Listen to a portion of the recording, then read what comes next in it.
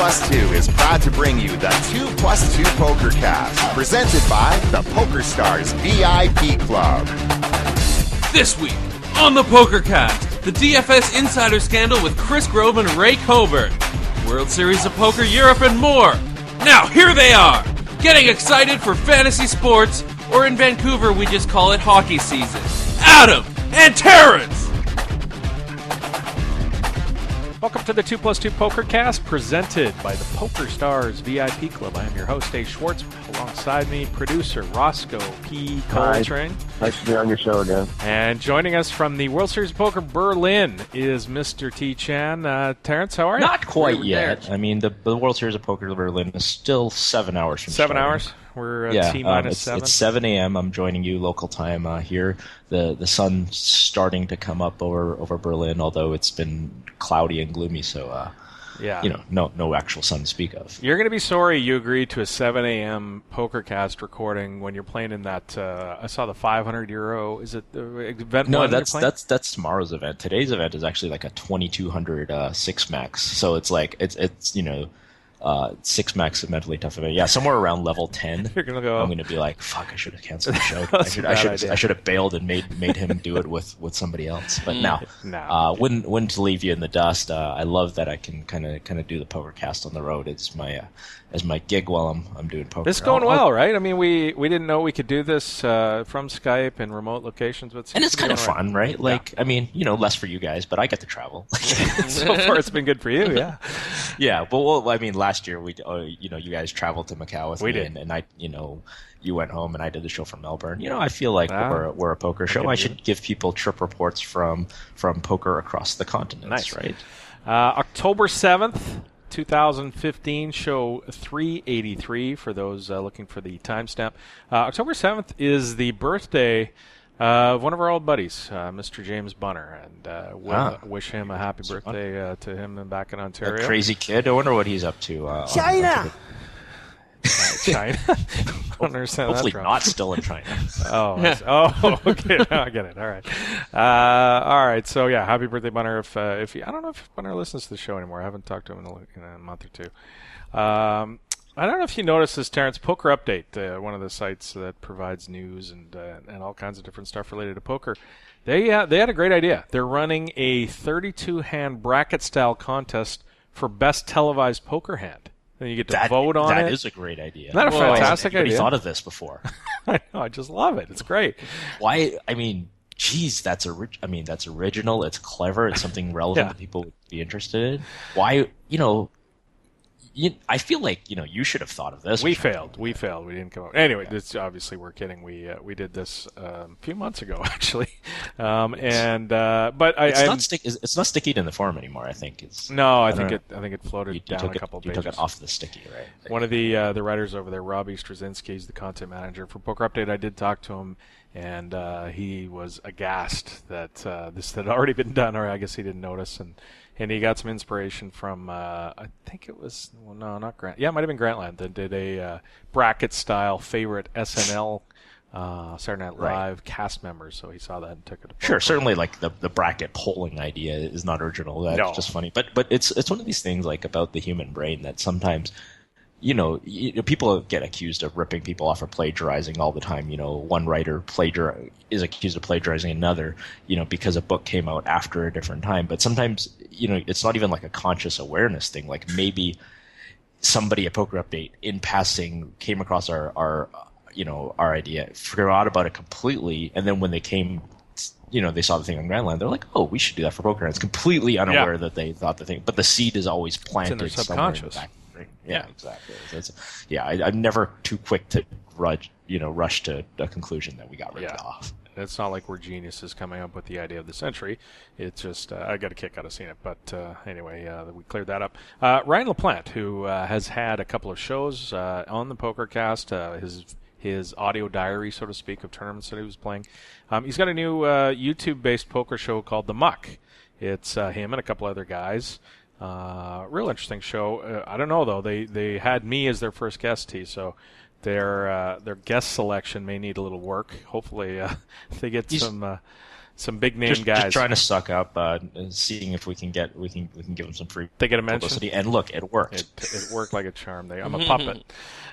No, but check that out if you want to see some. People are always looking for content, podcasts, shows, whatever they want. So that's a new one out there. So what? He interviewed you, or was it a conversation? Like, what was the sort of it nature? It was kind of a conversation. I think he had a few things lined up to talk about, but I tried to throw him for a loop and talk about other things. But no, we had a good time. It was like 20 minutes. It wasn't long. Okay. But I think people who listen to the show for regularly would probably know a few of the answers to the questions that he did ask, how the show got started, etc. So. But if you're new to the show and that kind of stuff interests you, why we've been around for so long, head on over to The Muck, Ryan LaPlante, and if you search that, throw that into Google, you'll find it. You guys mentioned that or noticed that the search rankings for the Pokercast are not very good. Last week, I think Ross and I talked at the end of the show last week, and I sort of mentioned when you fire poker into iTunes, I mean, you figure we'd at least show up in the top 5. Like if you just go to iTunes, search podcast, type in the word poker, you think, well, some other guys might be in there, but I was kind of hoping for a number 1. We'd been around a while, around a while. We got a lot of downloads, not even on the first page. Yeah, it's strange. So there's some weird the way that they do it. And Ross is tinkering around trying to figure out why our search rankings are so low. But if anybody out there has any kind of skills with iTunes at all, or knows why we'd be so low on the search rankings, maybe optimize us. Give us a little tip or two, maybe, to get us up there. And I guess to people going in there and giving us reviews, does that help? Probably. Can't hurt. If you have, we don't. So go. Give us a 5-star review. Please head on over to, if you do enjoy the show, head on over to iTunes and drop a review in there. All right, so T, the Internet Poker's Wall of Fame. This is a segment we've been doing. It's on the me, show. isn't it? Yeah. Kind of. It's getting there. I'll kind of get to your part in a sec, but I completely forgot. I was prepping for the show, thinking, oh my God, I didn't even put Jim Moron Jr. up on the Internet Poker's Wall of Fame this week. Totally. Because you were embarrassed. Because you were embarrassed at your selection. What? No, God, that's fantastic. I love that. This was on purpose to send the message that this is going to be a fun sort of thing that we're doing every week, and we're not going to take it super seriously. And I got to. I like the backgrounds. Who creates the images? Oh yeah. So I stumbled on. Because you have to choose a frame for the pictures, right?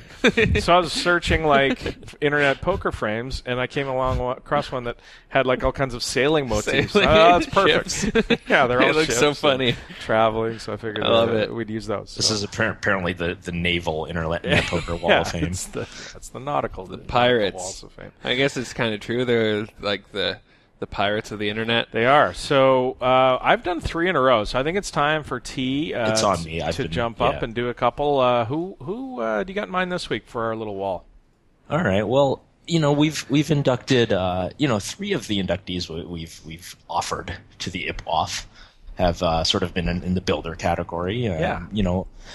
This is I think because unlike poker in general, the online poker industry is obviously very new compared to poker in general, and we've had great players like Prahlad Friedman and Chris Moorman, and they've shone brightly as elites in supernova, lowercase supernova of the internet poker world, collecting riches and fame over time, but there's always going to be new superstars of the game, but the founders. The number of people we can count as founders is limited, and we know the founders, we know the builders, because of online poker's recent history. We know the visionaries that sort of created and changed and molded this game that we play and we love. But I think there's one player who truly stands alone in the internet poker pantheon, and this isn't a player who took on the biggest names and won the biggest pots and had the 7-figure days in cash games or in tournaments even, but unquestionably changed the game the most. Randy Bloomer and Yisai Scheinberg, their contributions are clearly on the Mount Rushmore of poker, but no one has ever said the Randy Bloomer effect or the Scheinberg effect. Right. The only word we're capable in the poker world of putting in between the and effect is moneymaker. Absolutely. So, I don't have to recap the story. Everybody knows it. Everybody's heard it. The accountant from Tennessee, the $39 satellite, jumping onto ESPN and knocking out Johnny Chan, Umberto Brenes, Phil Ivey, and eventually, of course, Sammy Farha. We're talking about the only poker tournament in history that changed poker forever. The historical determinists among us will argue that if it were not Moneymaker, it still would have been someone. It would have happened anyway. But even those historical determinists cannot argue how beautiful, how fitting the storybook ending that it happened to a man named Moneymaker. And so it is with my great pleasure that I hereby induct into the Internet Poker's Wall of Fame one Mr. Chris Moneymaker. Yeah.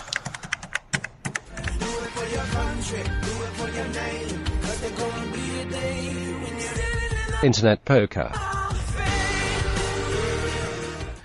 No question. Love the selection, T. This guy, I think I feel like I'm picking off all the obvious ones. Well, that's I mean, when we first start out, that's what's I leave you to the Jim Moran Juniors of the world. Right. But you make a good point though, and because it gets lost a little bit, and when people talk about that era, because the Moneymaker effect is sort of something that gets brought up, but it's also a product of a lot of other guys, but Chris is right there with them all, and to have him up on the wall is, I think, fitting. And he still had to win the tournament, right? Like, so we can talk about how it was this person's idea to run satellites to the World Series. These people ran satellites first, or this one did that, or PokerStars marketing, or ads on television, or whole cameras, or all the guy still had to win the tournament. Yeah, and the inspiration, I think the inspiration level that he gave to Middle America, it's all those players, really kind of gets lost in the shuffle a little bit. Sammy Farha wins that tournament, I think, with a cigarette hanging out of his mouth.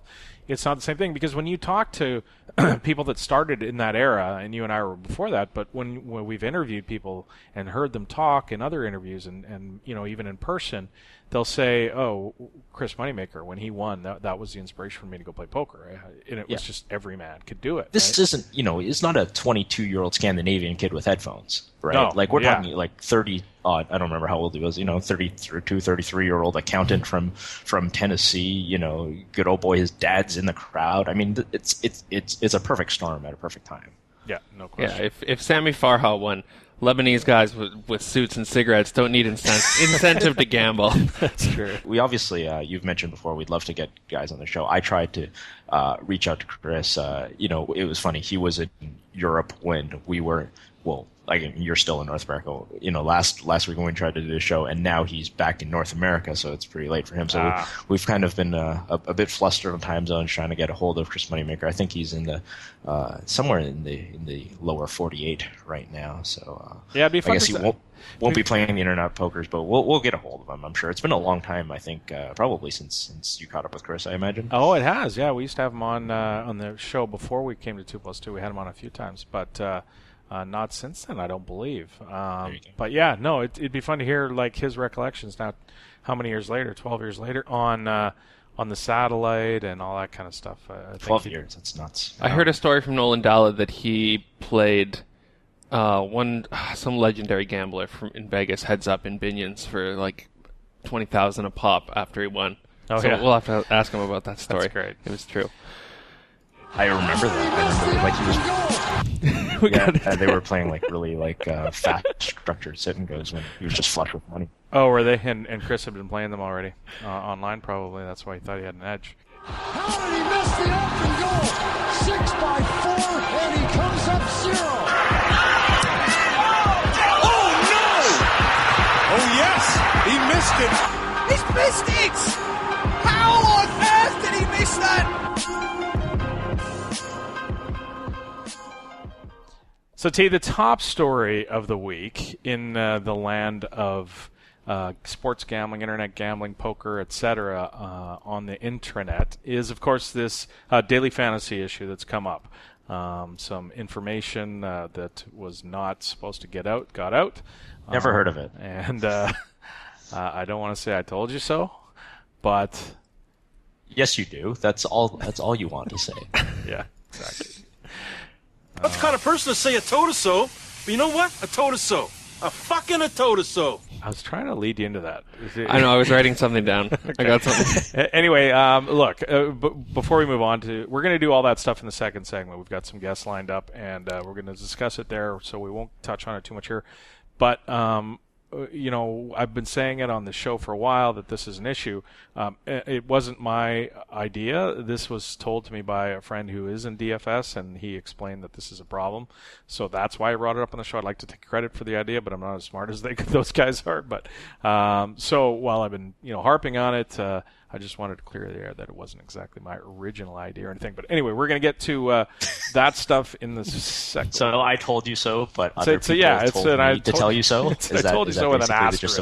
Exactly. We got Chris Grove from LegalSportsReport.com coming up, as well as the player Ray Coburn, who is exit only on 2+2 and is a crusher in the DFS land. He's won two $1 million GPPs.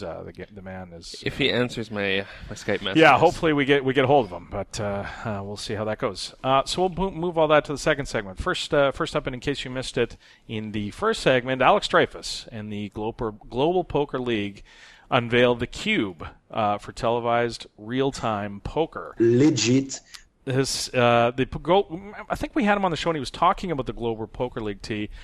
This is, just to explain it and recap it for people, this is a new 12-franchise poker league that will start early in 2016, similar to football, hockey, baseball, it's basketball. It's like he's trying to sportify poker. They're going to be 12 franchises. Each will represent a city like Los Angeles, Las Vegas, Toronto, Vancouver, London, Paris, different cities. Linkoping, yeah. Or what's the Slovenian capital? I don't even know how to pronounce it. Ljubljana. Ljubljana. Each team will have 5 players. 3 of them will be drafted in a Global Poker League draft day. They must come from the top 1,000 players in the GPI. The other 2 are going to be wild card entrance. Shit, I have to Google whether I'm in the top 1,000 of the GPI now. See if you get drafted for Vancouver. I don't know if it's going to be if the Vancouver team is players from Vancouver, or it's just people that are assigned to the.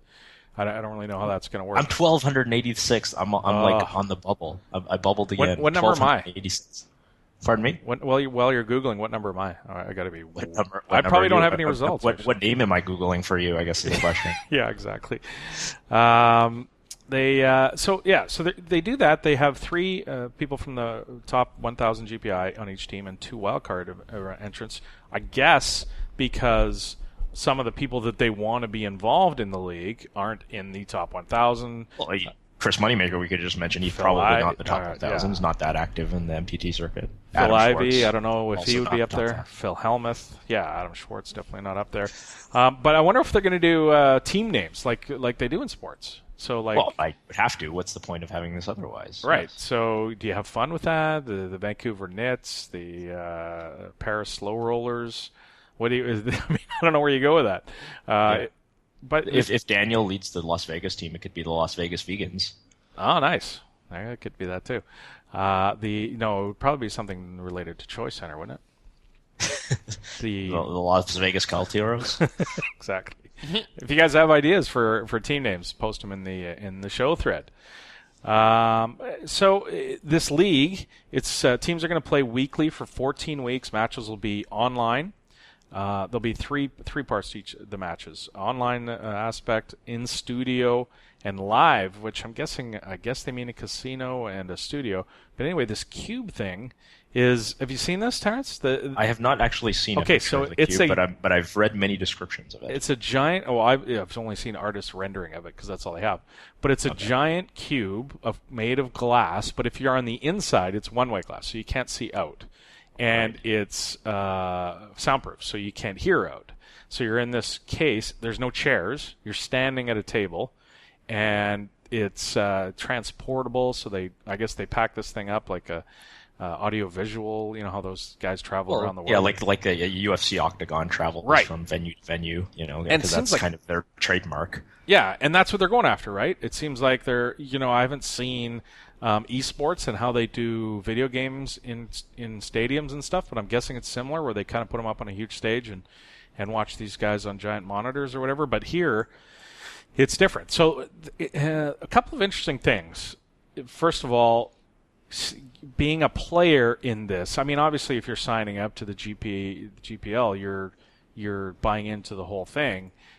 So it's not like, you're being put out or whatever by getting stuck in this cube with no chair and having all the things that are going to happen to you. So I mean, I don't think there's any complaint there from players. But how comfortable would you be, T, playing in one of these things? I don't know. I deal with discomfort a lot, so I feel like I would be kind of okay with it. But yeah, certainly, like there are a lot of people who wouldn't be. I mean, I like the idea, I guess, but I've wanted to have standing poker tournaments for a long time. But if you think of the demographic that tends to play, like, is Doyle going to be in this thing? I mean, he can't.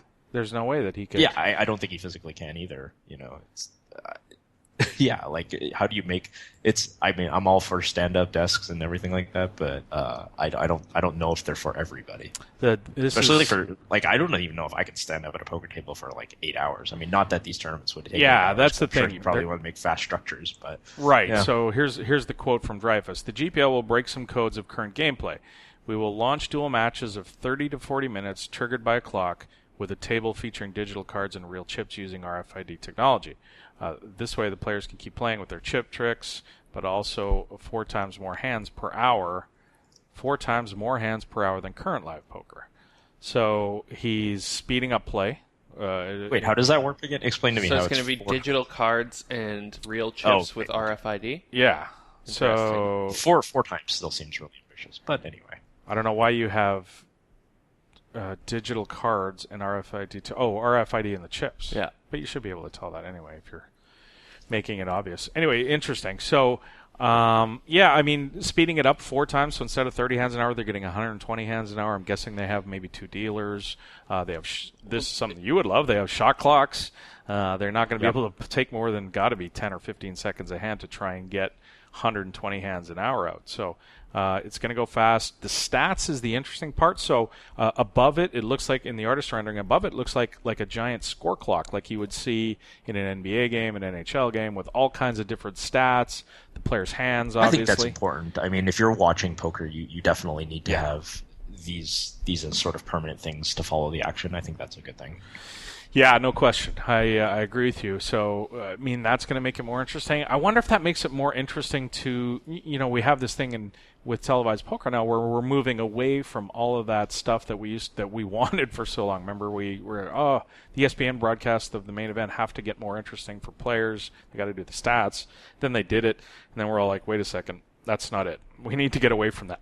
So yeah, I don't know, because it's interesting because Alex has always been sort of the idea, we've got to make this accessible to the average guy, all this kind of thing. But that being said, I think that if you are going to attempt to quote unquote sportify poker, I mean, watch an NFL game, watch an NBA game. You're inundated with stats, and people love stats. People love bullshit stats, right? Like, so, you get these NFL fans that are like, this, Tom Brady is like 14-4 when he's on the road on a grass field. Like, this is absurd. Like, all of these, like, absurd stats, that people can't get enough of them because, I mean, I think the average person who watches a lot of sports is quite honestly very innumerate, right? Like they just don't understand numbers, so they see a number and like, they intuitively understand what 84% is, but they don't really get whether this is an important stat or not. Right.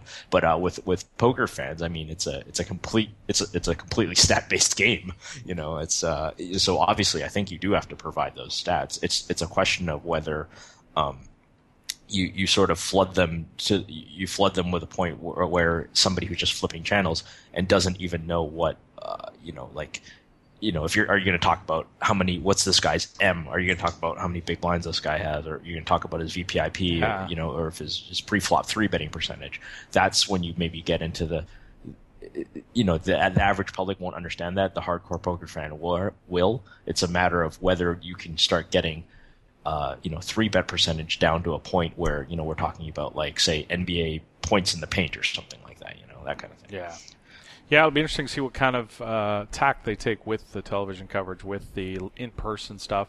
It's just so different. It's so revolutionary. Like, You know what I mean? It's so hard to decide or guess how it's going to do and how they're going to do it because... I mean, I don't think it's going to do well. I mean, I hate to say that because, for as much as I'm critical of Alex, I do like that he spends money trying these really aggressive things, trying to grow the game. I really don't want to be negative and kind of shit on the parade a lot. I don't envision it being successful. I think it's more ambitious than anything. I like the idea. I'm glad that people are going out and doing crazy shit. But I mean, if you take a look, I looked at the press release that these guys, I guess MediaRex is who owns the Global Poker Index, their sort of corporate structure. Did you see their sort of quote unquote market research survey? I did not.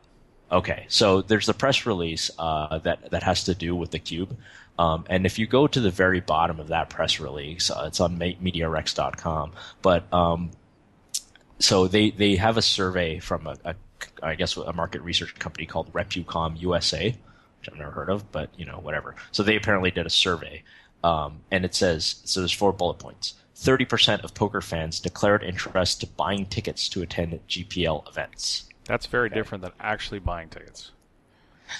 Yeah, well, I think that's a good point. But I mean, if you also compare this to the tweet, I'm not sure if you were here for that part of the show last week. Did you listen to the show last week?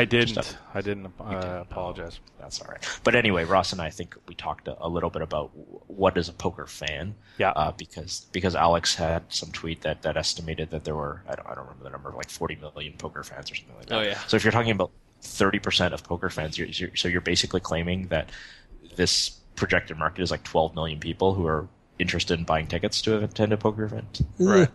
We'll see. Stretching it a little bit. Yeah. So the second point is 25% would buy GPL and team franchise merchandising. Okay, I'm one of those guys. Like if there's a cool Vancouver team with a great name and a great logo, I'm buying that. You're buying that? Okay. Oh, yeah. Well, maybe I'm wrong to be so skeptical of this, but so you're definitely buying the Vancouver. I am, but I don't know how many people are. Yeah, jersey. Exactly. I don't know if there's going to be a lot of people doing it. You're going to have a bumper sticker on your car. You're going to have like a team flag. No, I'm not going that far, but I'm definitely going to rock the T-shirt. Well, this is the thing, right? Like it's you live in suburban Vancouver. You see this stuff. You see like the Canucks team flag. You see like a girl wearing a pink T-shirt that's got a Canucks logo. Like pro sports merchandising is insane, right? But I mean, I guess it says 25% would buy this, but maybe Well, the market penetration is insane in the Lower Mainland here, for instance, for Vancouver. Right. We've got one pro sports team. Really. Yeah, like we have one, and they're in the sport that everybody plays and loves, right? So when my kid goes out in their games, they have their regular jerseys on, but sometimes in their practices, they're allowed to wear whatever jersey they want. Well, guess what? 80% of them are Vancouver Canucks jerseys. Right. But I mean, even if you go to a city like Chicago that has a million sports teams, they're just wearing different sport jersey. Like this guy's wearing a Cubs jersey, this guy's wearing a Blackhawks, right. This guy's Bulls jersey. We'll see if we can get poker to that level. 52% of poker fans consider it extremely / very relevant for the poker community to introduce the Global Poker League. 52%. All right. Okay, so more than half of people think it's critical that like the Global Poker League exists. So here's the thing I'll say to that, and I agree with you. I'm often critical of Alex and some of the stuff he does, but again, very similar to you. I love that he's doing stuff and trying stuff. Some of it, I hope he succeeds because it's only good for everybody, right? But in this one, I kind of I think that this one is good. Like I don't hate the idea. Like I know it's completely different and revolutionary, and wow, it's a long shot I think to succeed. But think of the good things it could do. It could bring people to poker, right? I mean, if it did manage to somehow succeed and do well, I think the visibility of poker would just take a big jump. Right, and that's exactly the thing is like I said, and I'll say it again, I don't want to shit on the idea because I'm cheering for it and I'm hoping for it, but it's hard to believe that 52% of people now, think it's super relevant that this exists. Now, On the other hand, they're very clear to make a distinction. Alex has always been very clear to make a distinction between poker fans and poker players, and we always have this poker player point of view. I just don't. I haven't met very many of these poker fans, right? Like, I guess poker fan. I mean, my girlfriend's dad sits there and watches poker on TV. He doesn't really play much poker. I guess you would consider him a poker fan. I will lay you 15-1. 20-1 that he's never heard of the Global Poker League. Has Not no now, idea. But maybe in the future he will. I mean, but how do you survey that? Like, we're talking about a market research company, so if you just pull the guy off the street and said, do you watch poker on TV? Are you a poker fan? And then you start asking him about the Global Poker League. I'm pretty sure the answer is going to be, what the hell is the Global Poker League? Yeah, I agree, and I think it's difficult for poker when you start talking about poker fans versus poker players. Make a parallel to let's say hockey fans. It's really difficult and expensive and time-consuming to become, if you're a hockey fan, to go play hockey, right? I mean, you need to find a team, you need to spend a bunch of money, you need to become good, you need to learn how to skate. If you're a poker fan, you can easily go play poker. You show up at the bar and play the $3 buy-in at the bar, right? $5 on PokerStars, and you're playing for weeks in the micro game. So separating and saying somebody is a poker fan, they're not a poker player.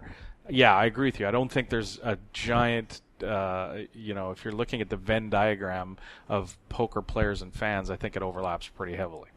Like, the thing is that poker fans, when I think of a poker fan, like, the more you become a poker player, the more of a poker fan you become. Like, it's like you say, because this barrier to entry is so low, these two categories really merge, right? Like, you wouldn't have a poker fan just be able to do this show that you and I are doing to talk about the issues that face poker players and stuff like that, or to talk about these sort of things without actually being in this world, right? You can't just consume poker on media. You can watch all the ESPN videos you want. If somebody starts asking you about, like, what should we do about string raises, like, you're not going to have an idea. So that's why, like, I just don't get where you come up with poker fans versus poker players. I guess we'll find out if Alex can turn this into a thriving experience for people that are going to go out and watch poker. Then we're all going to succeed. Hopefully, I'll be there if there's one locally, but we'll see if it takes off. In case you missed it, the World Series of Poker Europe 2015 kicks off tomorrow at the Spielbank Casino in Berlin, where Terrence is. Spielbank. 10 bracelet events. Which is technically today. I know it's tomorrow for you guys, but it's technically today in the actual city of Berlin. A few hours from now. 10 bracelet events, a main event with a 10K euro buy-in, 9 Hold'em PLO events, and 1 mixed event, 2,200 euro mixed event. One of the 9 Hold'em PLO events is a 25K high roller, which will be filmed for broadcast later this year on ESPN. A live streaming of the events on Twitch starts October 10th, running through the 24th. Mr. David Tuckman is going to be hosting those as usual, which is going to be great. You can come to our website and you can watch some of these poker players do their Twitch stuff. Yeah, or Tuckman do his Twitch stuff. I'm looking forward to watching those. I think 7 events, are going to be hole cards up, 30-minute delay, and 3 of the 10 events will be 5-minute delay with no cards. So I like both. It's nice that they do both, because I like kind of watching sometimes with no cards. Yeah, it always makes it really hard for commentators to do their job, because it's you really need special commentators to be able to commentate a stream that has no hole cards. I mean, I always think like the guys like Phil Hellmuth are actually pretty good at this kind of stuff, because they'll just like make some random out of left field read, and like sometimes it's right, and sometimes it's just completely embarrassingly wrong. Like, I think this guy's 2/8, and he just like shows up with a 4 deuce of spades or something like that. Whereas you get like the sort of the younger generation, and they'll be like, well, you could have 6s, 7s, 8s, you could have like ace 10 with the ace of spades, you could like goes on and like deliver this guy's entire distribution of holdings. Guess what? His hand's in there somewhere. Yeah, but I always think that sometimes like the Daniels and the Phil Hellmuths are good at these. So you actually, I can't watch personally, I can't watch the no hole cards stream, because it reminds me, like, I feel like I'm watching the World Series broadcast from like 1987 or something like that, and like people might as well be smoking cigarettes, and like you don't even know how big the pot is. You can just like see cards get turned over. Like, Yeah. Have you ever gone back and watched some of the ones that like Gabe Kaplan announces in like the 70s? Yeah, they're like epic in a so bad it's good way. Yeah, I love it. And it's funny, like some of the bet sizing stuff you see back then is actually pretty good. It's strange. Like some players will kind of have a handle and some won't. But if you're ever bored, check on YouTube and go back and watch. I just always thought everybody bet the pot in like the 80s. No, there's some guys who basically do. was just like everybody bets the pot all the time. I don't know why I had that idea in my head. I thought so too, and then I watched them and I'm like, people are betting half pot. Wow, that's crazy. So that was kind of cool too. But as far as the World Series of Poker Europe, I honestly can't think of a better place to have it than in Germany. It's such a huge poker success story over the last sort of 4 or 5 years. I mean, that country's just gone poker mad, and there's so many people there that are playing the game.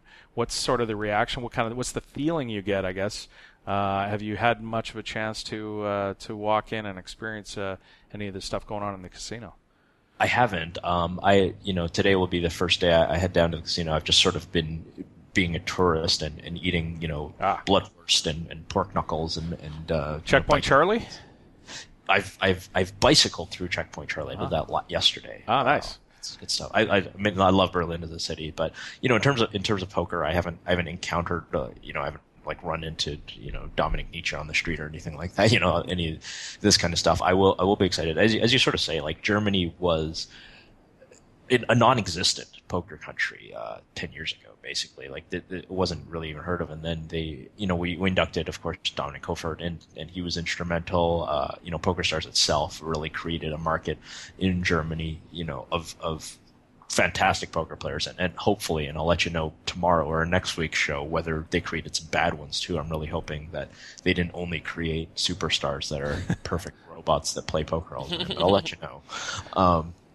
Yeah, it is. It's not, in terms of poker destinations, it's not a Barcelona on the beach, or it's not a Malta or any of these sort of really exotic, Bahamas destination. It's quite gloomy here and rainy right now, but it's a city that's filled with culture. One of the history, it's historical, awesome city, and yeah, I mean, I'm really excited to be here. I think it's always great when like a major poker tournament comes to a city for the first time, and I think that Germany is also really appropriate for a World Series event because if you think about the reputation of Germans is as a nation, it's like, oh, they get things done, they're efficient, they're on time, they do this thing, as opposed to like, the reputation of countries like Italy and Spain, where it's like, oh, this tournament's going to start at 2 p.m., which means it may or may not start before 3.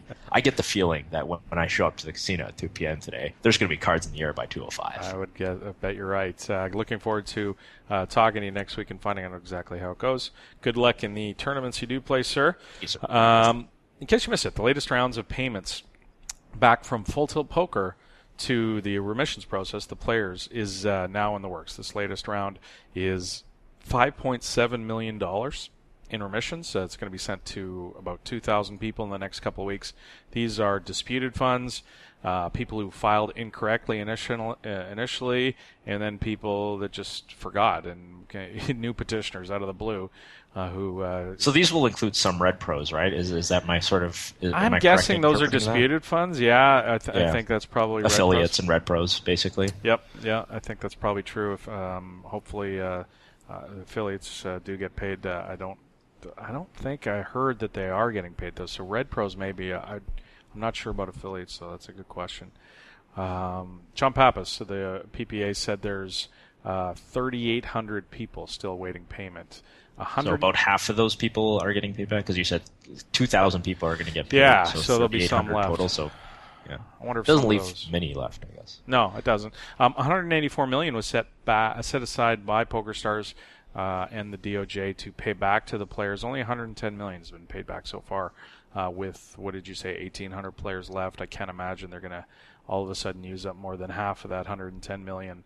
So interesting. When we first started down this road, we were thinking, well, what percentage of that 184 million are people actually going to go ahead and try and recover, right? I mean, we had all these questions about players, asking for money back that they never paid taxes on from the government, or people forgetting, or all kinds of different issues about people maybe not, or for, just not getting around to it, or maybe they don't care about $198 or whatever it is in their account. Right. So when we talk about $110 million's been paid out, $184 million set aside. We're talking about $75 million still left.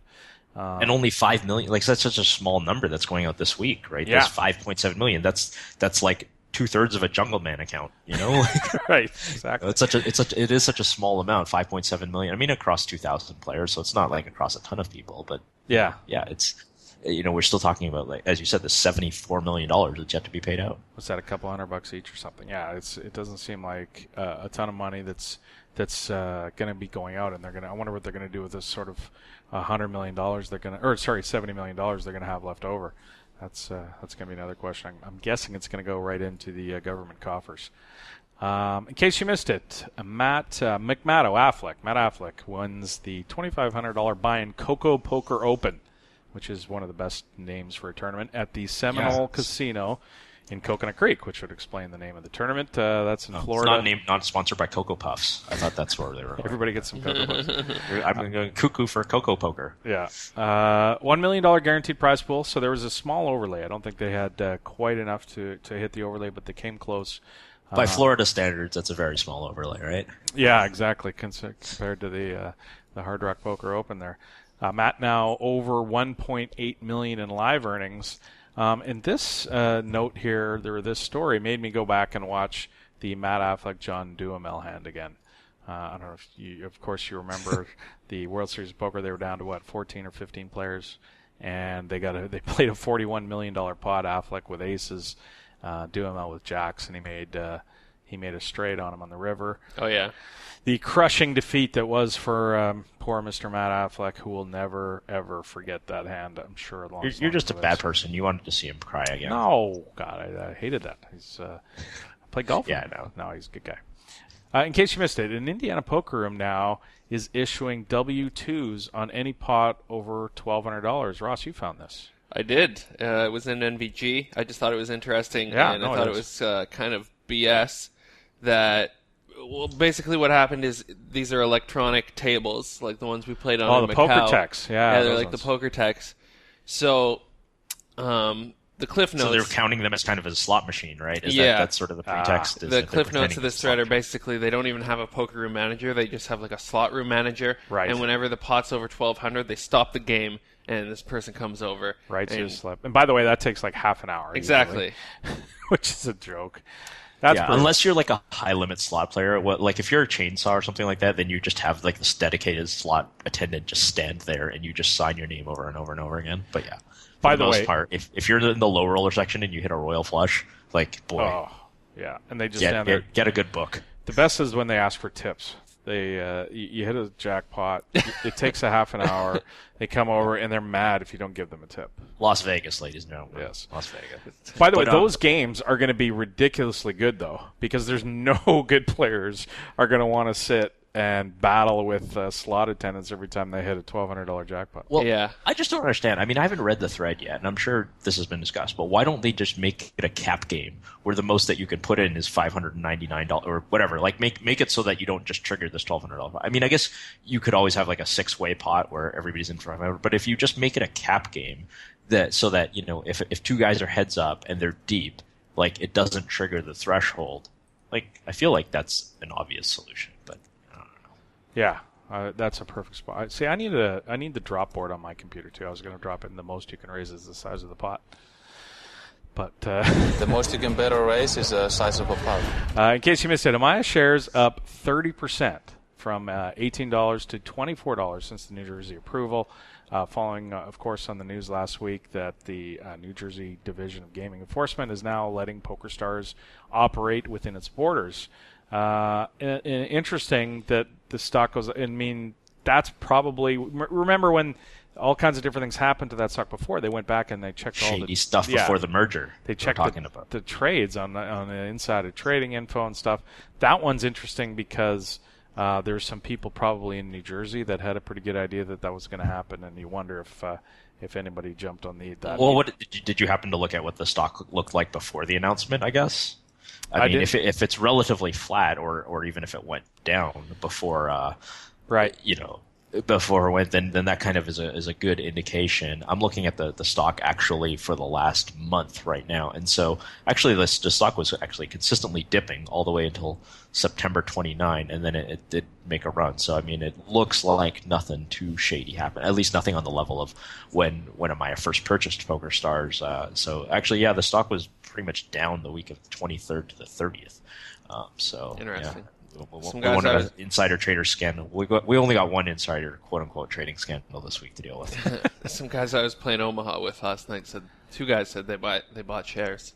Yeah, I saw one of those online tout stock guys saying, "Oh, this stock's a double. We've got this pegged as a double, up to $50 kind of thing when they get more approval in California, etc." Which you'd have to remember, like how when we did last week's show, how surprising the DGE announcement was, right? Like it wasn't like, oh, we're going to have a hearing about whether PokerStars are getting in New Jersey and we're going to make a decision the next day. We just sort of like woke up and or whatever, you like refresh Twitter and you're like, oh, PokerStars is in New Jersey now. Like this is now night, and then like all the media outlets are scrambling. So it seems to be like a really well guarded secret, probably because of what happened with the Maya merger last time. I mean, we didn't have any sort of lead up to this story; it just kind of happened. Yeah, indeed. So more on that as it develops, I guess. We are sponsored by CrushLivePoker.com. This is the live poker training site run by our friend Bart Hansen, who's going to teach you how to crush the live pokers. Each week they send us a strategy tip, and this week is no different, I'm sure. Roscoe, what is the weekly strategy tip from CrushLivePoker.com? Today I want to talk about small buy-in tournaments. Oh, it's about small buy-in tournaments. Awesome. I can't wait to hear that because that's what I play these days, small buy-in tournaments.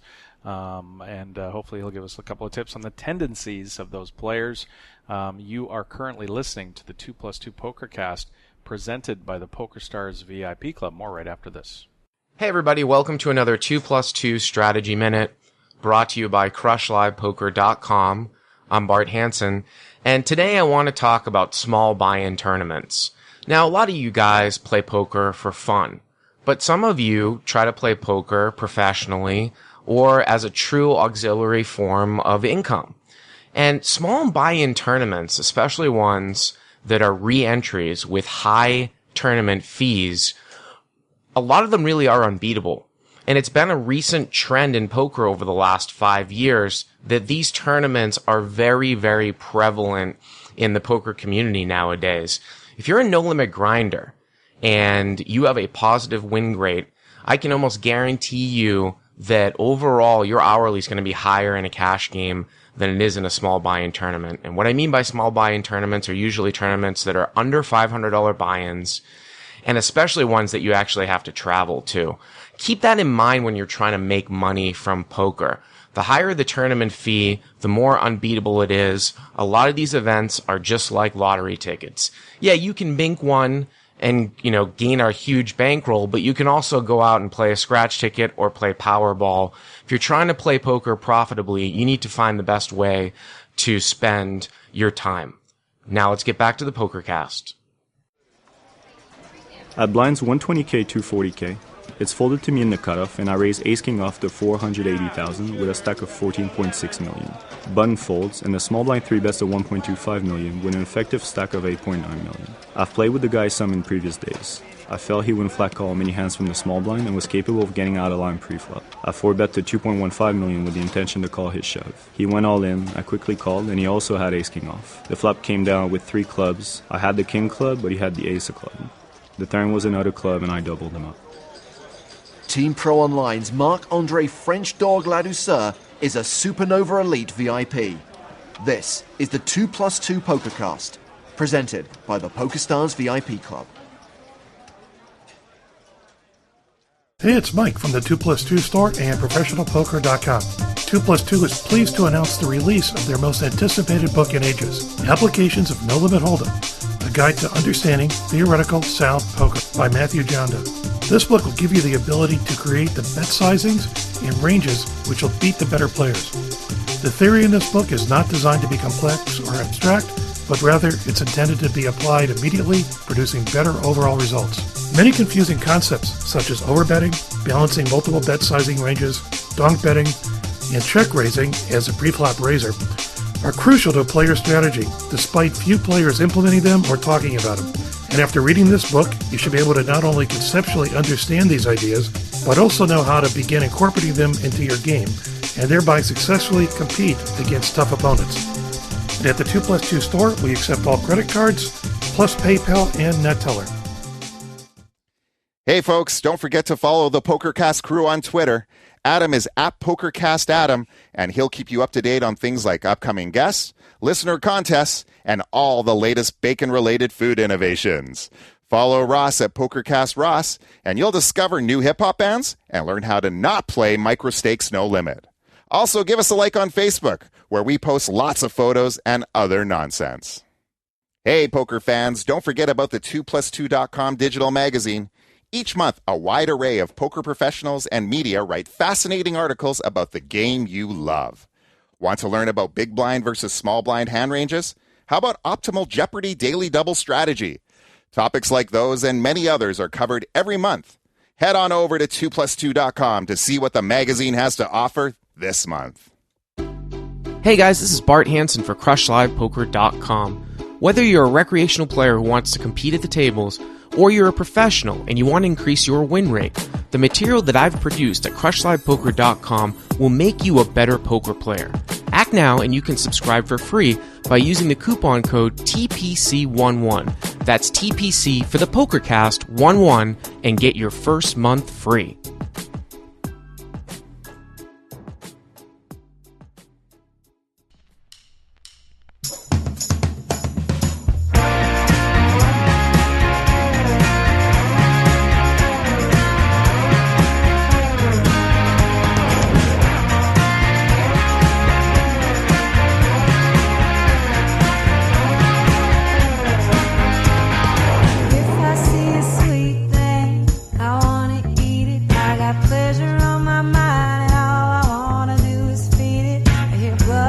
Back to the 2+2 Pokercast presented by the PokerStars VIP Club. I want to get into this DFS issue that's arisen in the last few days. It's a scandal.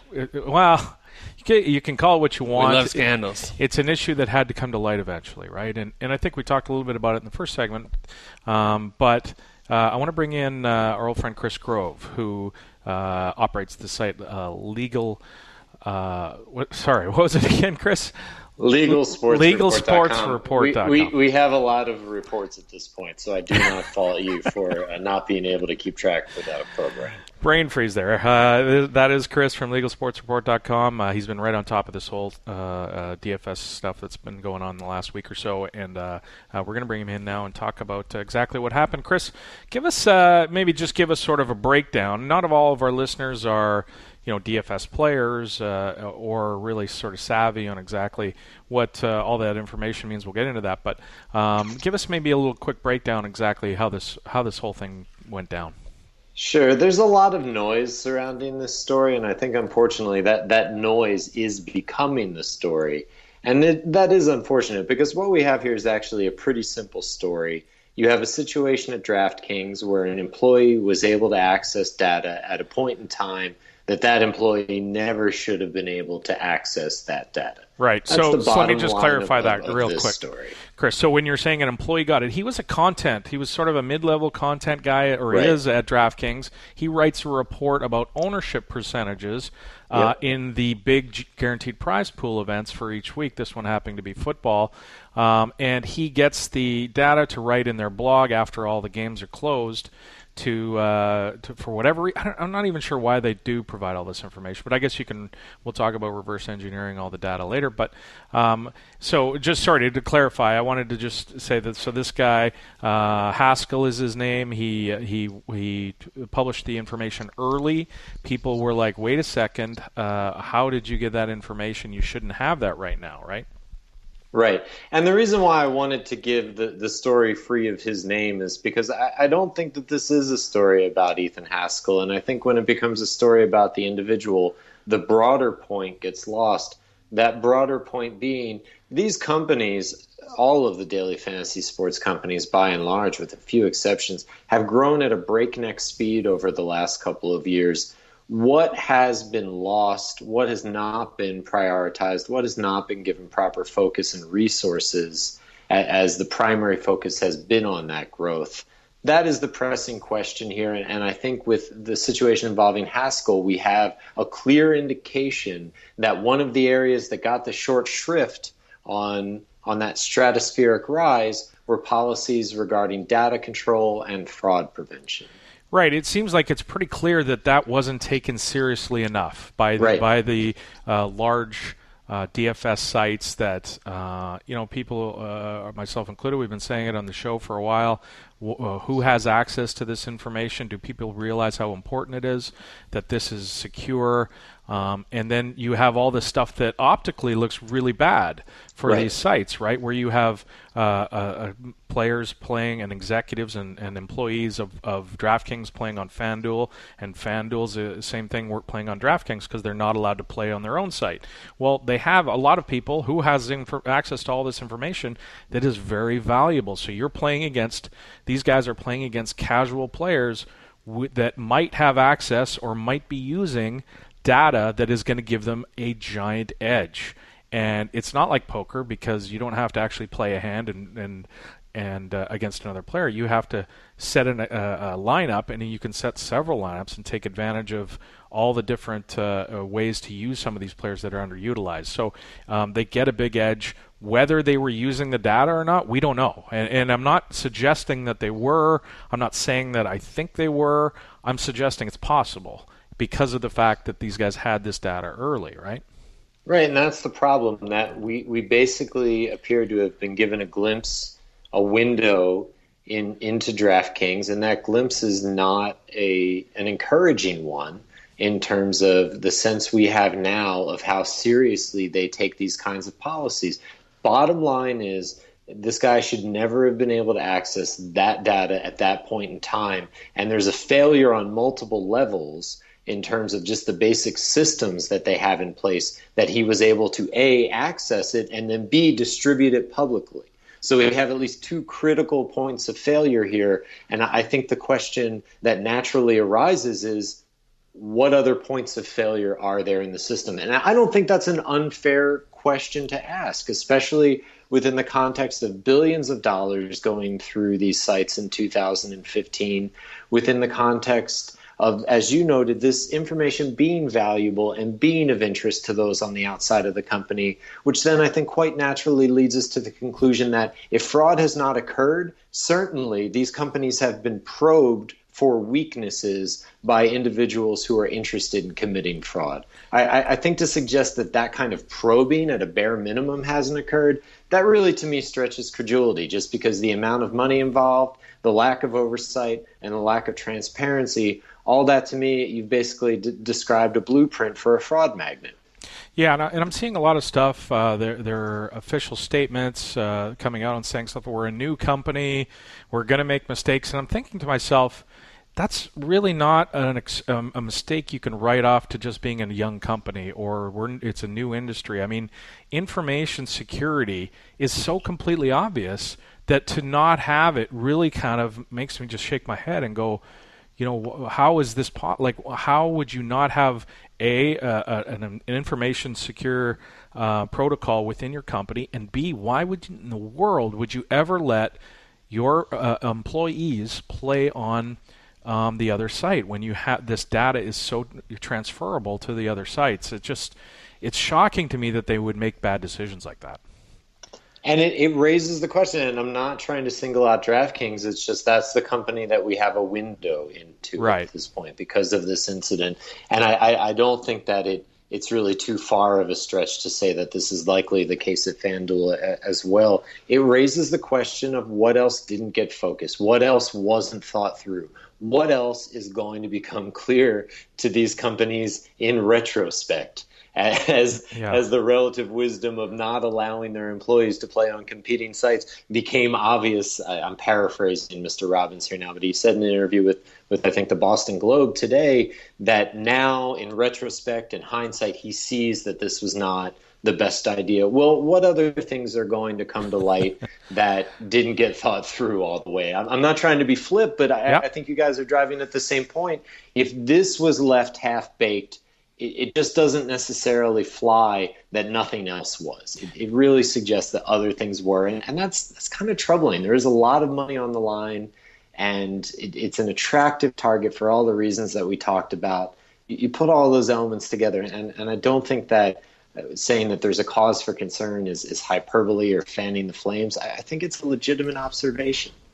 It is. One of the other things I noticed from the reports on your site was there was some discussion about the fact that some unnamed sources have said that some of the biggest whales, so to speak, the people who put in high volume on FanDuel were DraftKings guys, and DraftKings were FanDuel guys. And so I wanted to just touch on this quickly because I understand that a lot of the people that are involved in this company are DFS players. These guys have been that's how they were recruited to come in and work for these sites.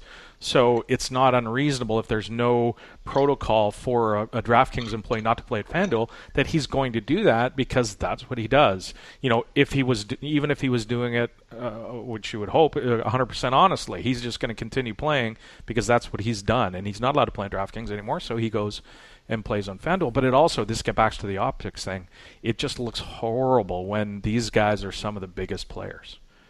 And that's, I think, a great point because it speaks to the context surrounding this whole situation.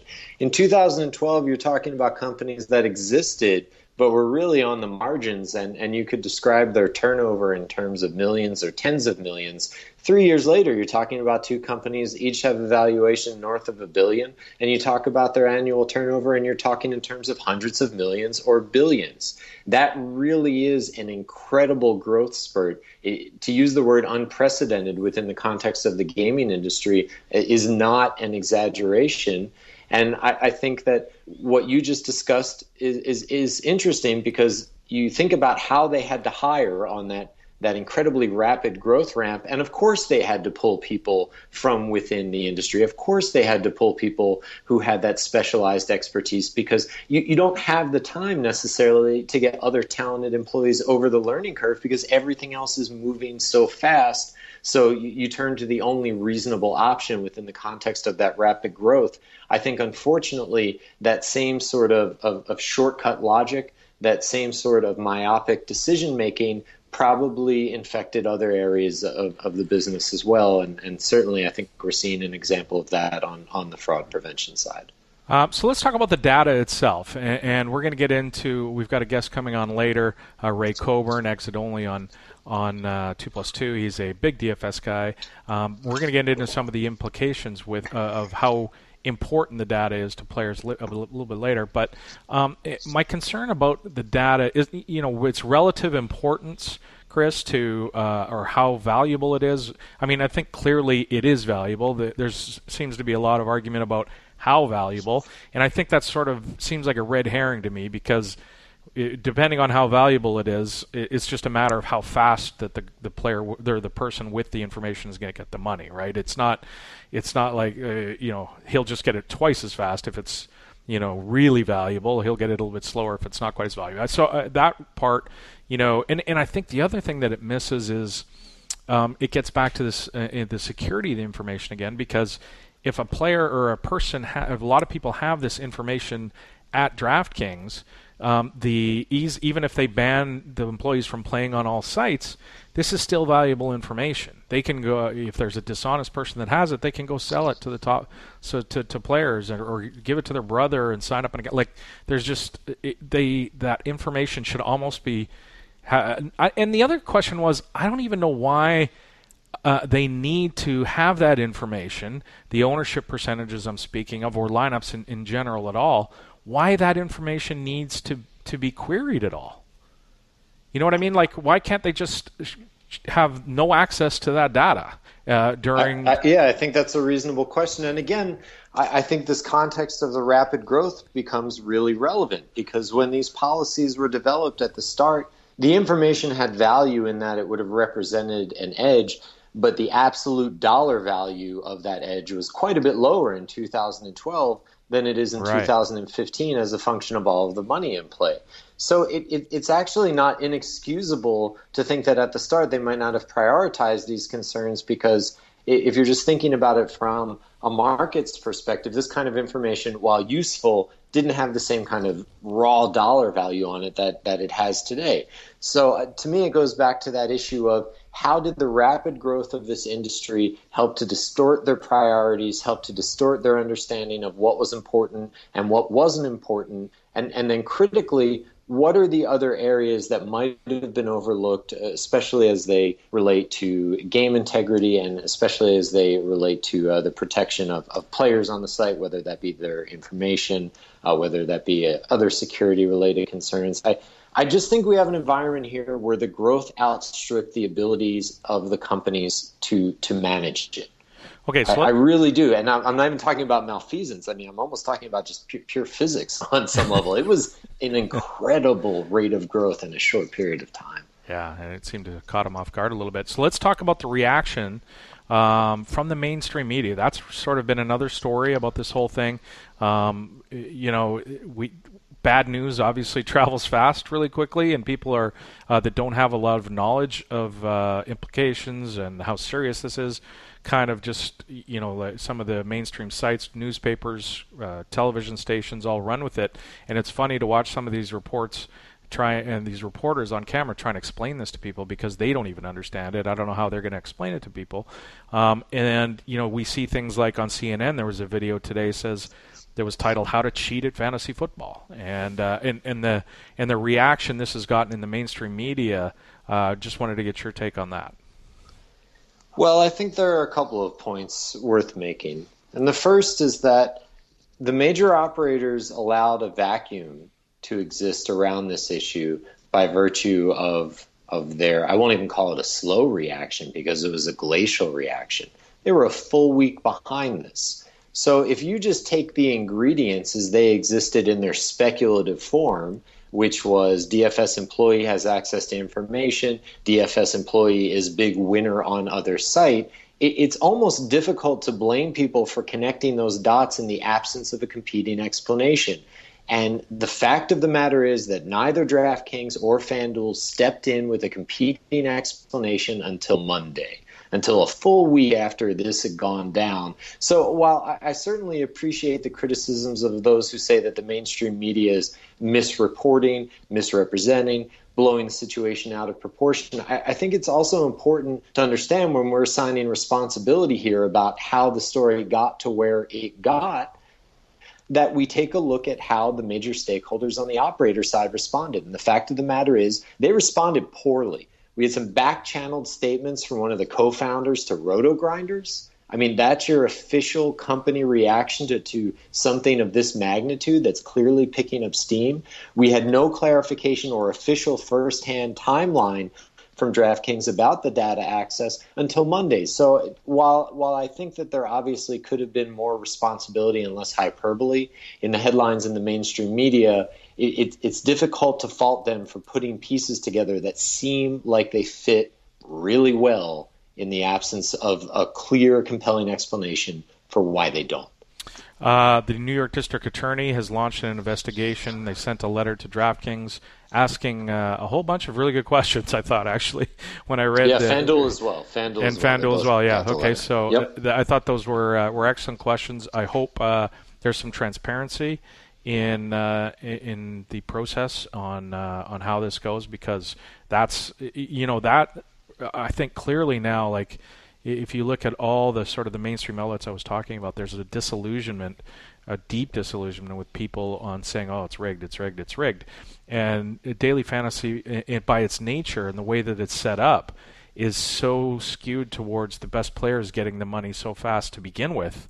Now, because such a high percentage of players who do play fantasy sports daily are losers, that they quickly latch on to something like this and say, yeah, it is fixed. Never mind the guy who's winning and doing quite well is a genius and is a math genius and has got a system that he works his butt off and has put a ton of work in, and you're just kind of, it's similar to poker, right? I mean, if you get a guy who's putting in $100, once a month and taking a shot in a cash game, he's going to get murdered. Well, guess what? That happens even worse in daily fantasy. So this disillusionment really seems to have taken hold because of the mainstream coverage that this has got, and I think transparency to how they go about the investigation is really necessary to stop some of that or curb some of that.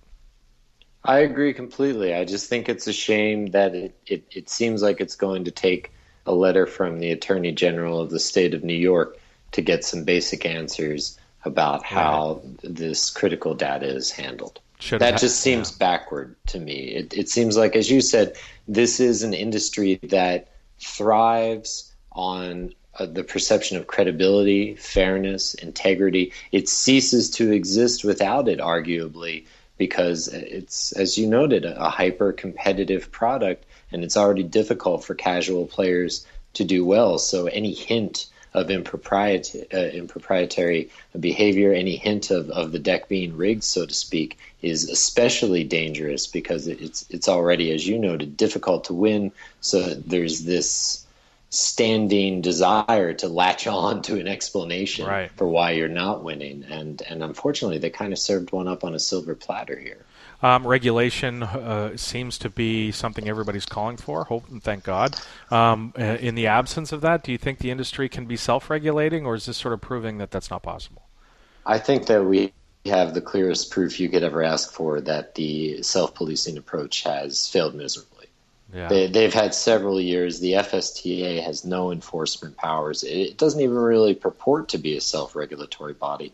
The interesting sub-story coming out of all of this, which I haven't heard talked about too much, is Amaya's announcement that they are going to be spearheading some sort of state-focused effort to bring the industry under the regulatory umbrella. I'm interested to see how that shakes out. I believe I saw on LinkedIn today that the state director of the Poker Players Alliance had formed the Daily Fantasy Sports Players Alliance. So I don't know if that's an outgrowth of the Amaya initiative or if it's connected to the PPA or it's just something that he's doing on his own. I'm still waiting on some answers on that one. But I'm curious to see how aggressive they are with that initiative, and I'm also, as I'm sure you guys are as well, I'm curious to see if they try to roll it up with online poker and see if they can't get a package that makes online poker a little more palatable, both in terms of the political and cultural impact, but then also the revenue impact. So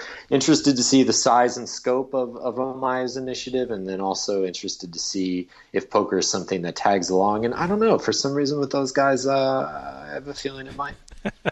I agree. I think there might be. They have a poker site, don't they? They know what they're doing with that. I think I've heard something about they opened a poker site. Yeah, that's right. Thanks so much, Chris. I really appreciate your input. And for those out there who want to get completely caught up in the story and get detailed analysis of everything that's happened and is going to happen, LegalSportsReport.com is the site to go check everything out. Chris, thanks so much. Thanks, guys. Best half hour of my day. Thanks, Chris. Take it easy. So that's our old friend Chris Grove. Terrence joins us now again. Terrence, we recorded that interview a little bit before you woke up. You're in Germany at the World Series of Poker Europe, as we've alluded to. Right. But you did listen to it. You can't keep a man like Chris Grove up all the way until midnight Pacific time. He's got stories to break. The man, I swear, he sits there and writes for 24 hours straight. It kind of goes to show, the passion that he's kind of got as a journalist, as an investigative journalist, and a guy who covers not just this industry, but of course online poker, which he's been doing for a really long time. That he's just all over it all the time, and obviously you gotta check out all of his blogs if you care about the industry stuff side of things at all. I wish I had that much passion for anything. You don't have that much passion for the 2+2 Pokercast. I do. I have passion for but that man, he's on. It's a different type of passion. Another level. He has to write. We get to talk. So, I was going to say, well, does he have kids like you do? That's true. He might. I think he's a single guy. Kids come after the Pokercast. So getting back to it, though, T, I want to get your thoughts and take. We're bringing in Ray Coburn, exit only on 2+2, who is a very accomplished DFS player. He's won $1 million twice on 2 different occasions in big GPPs. Want to get the player's perspective from him, but just some thoughts from yourself as well. You did listen to that interview, and we really haven't talked about it at all. I'm just curious on what your take on the whole thing is. No, absolutely, because the interesting thing is that, and I know Chris this is his sport point of view on it. The last question you asked him, I thought was very kind of instructive on his point of view of it is whether the industry can be self-regulating or whether this kind of, and his response that it's the strongest proof ever. To me, that's never that. It isn't an indictment specifically of the industry running as a self-regulating body. I sort of feel like, yeah, I mean, there was definitely major screw-ups made by these organizations, and you were quick to sort of write off the idea that, this is a young industry of people. I think I wouldn't say it's isolated, but I think it's a product of the individuals at DraftKings here certainly not understanding the power that they had. I mean, if you talk about like Ethan, he tweeted out when he won that big GPP, like, "Oh my God, this is so awesome! Thank you guys for your support." This isn't, and then if he'd stopped to think about it, he was gonna realize that people are gonna look at his lineup and kind of compare those numbers, the DraftKings numbers, and start if he thought ahead. I mean, here's the thing: I think everybody agrees that this isn't some sort of criminal mastermind. The words insider trading keep getting thrown around. And this isn't like an insider trading scandal that we're used to, that you make Hollywood movies out of with Gordon Gekko and this kind of thing.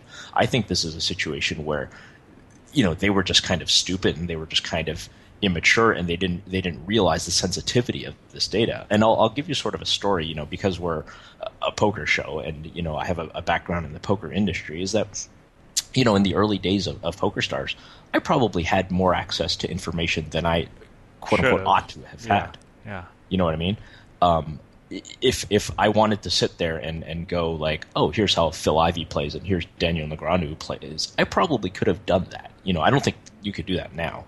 But I also don't think that's a product of regulation, oversight. I think that's a product of management realizing that, hey, okay, there's a security team that needs to be able to see these things, but nobody else needs to, and we need to limit access, and we need to vet the people who have the access to this information. It's not just it's not a matter of, oh, well, this gaming commission says that these key employees need to be able to access this, and it has to be controlled in this way. Because honestly, I think that for the most part, these private organizations understand and they have the ability to audit themselves better than any governmental regulation. And I've seen this in New Jersey and I've seen this in Nevada. The government, these guys don't really know what they're doing. They don't understand.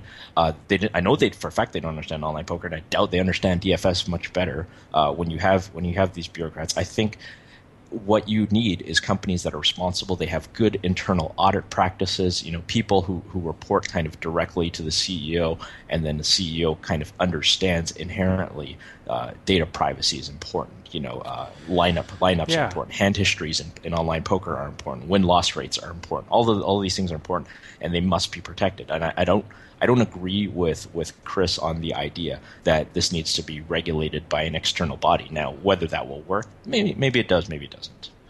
I guess what I would say to that is these guys are players, and they're very smart people who reverse engineer information such as ownership percentages, right? They've been doing it for a while, so they realize how important it is.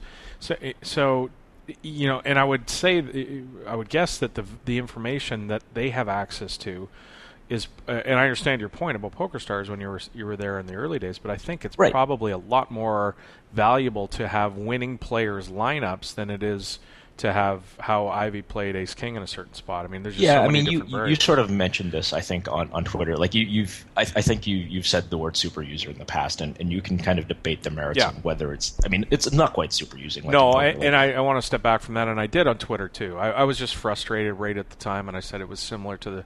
I didn't say. I said it was the same as the super user scandal, and then I backed off and I realized that was overstating it. I think it's similar to it. And I kind of disagree with you a bit because I think it is sort of an insider trading story without any proof yet that anything happened. I'm not saying it did happen. I'm saying it could have happened.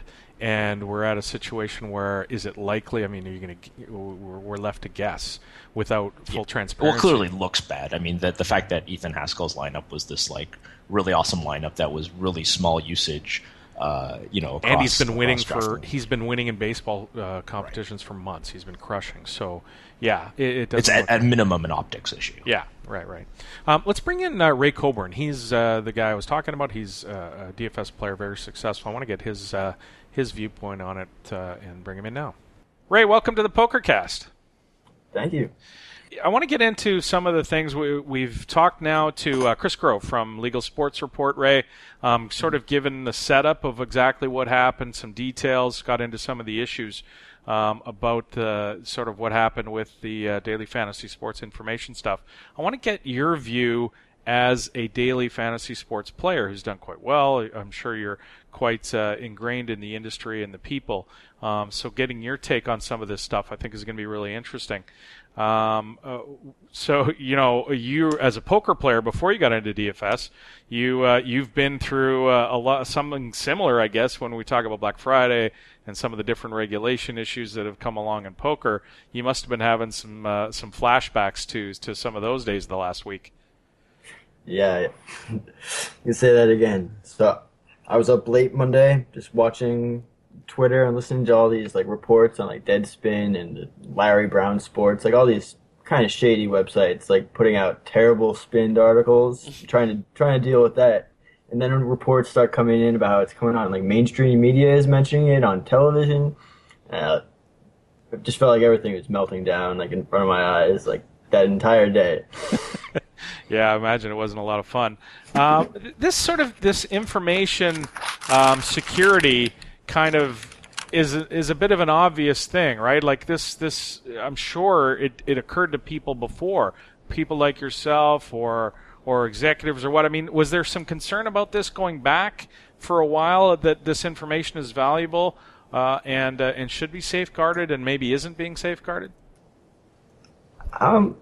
Well, we've always known that this information is like valuable. I mean, it all depends on how you're going to be, what information we're specifically talking about. But no, I guess it never really got brought to our attention that this kind of thing could happen.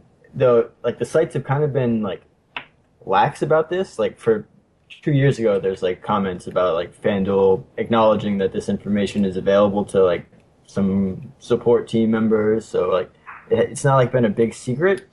And I guess no one really paid that much attention to it until now. But when you guys, I'm sure, analyze some of the top players, and you go and you probably knew that some of them worked for some of the sites. I mean, was there any kind of, oh, wait a second, that guy is, the content manager or the guy who figures out the prices for DraftKings and he's playing it. I mean, did you figure that stuff out or is that just not known?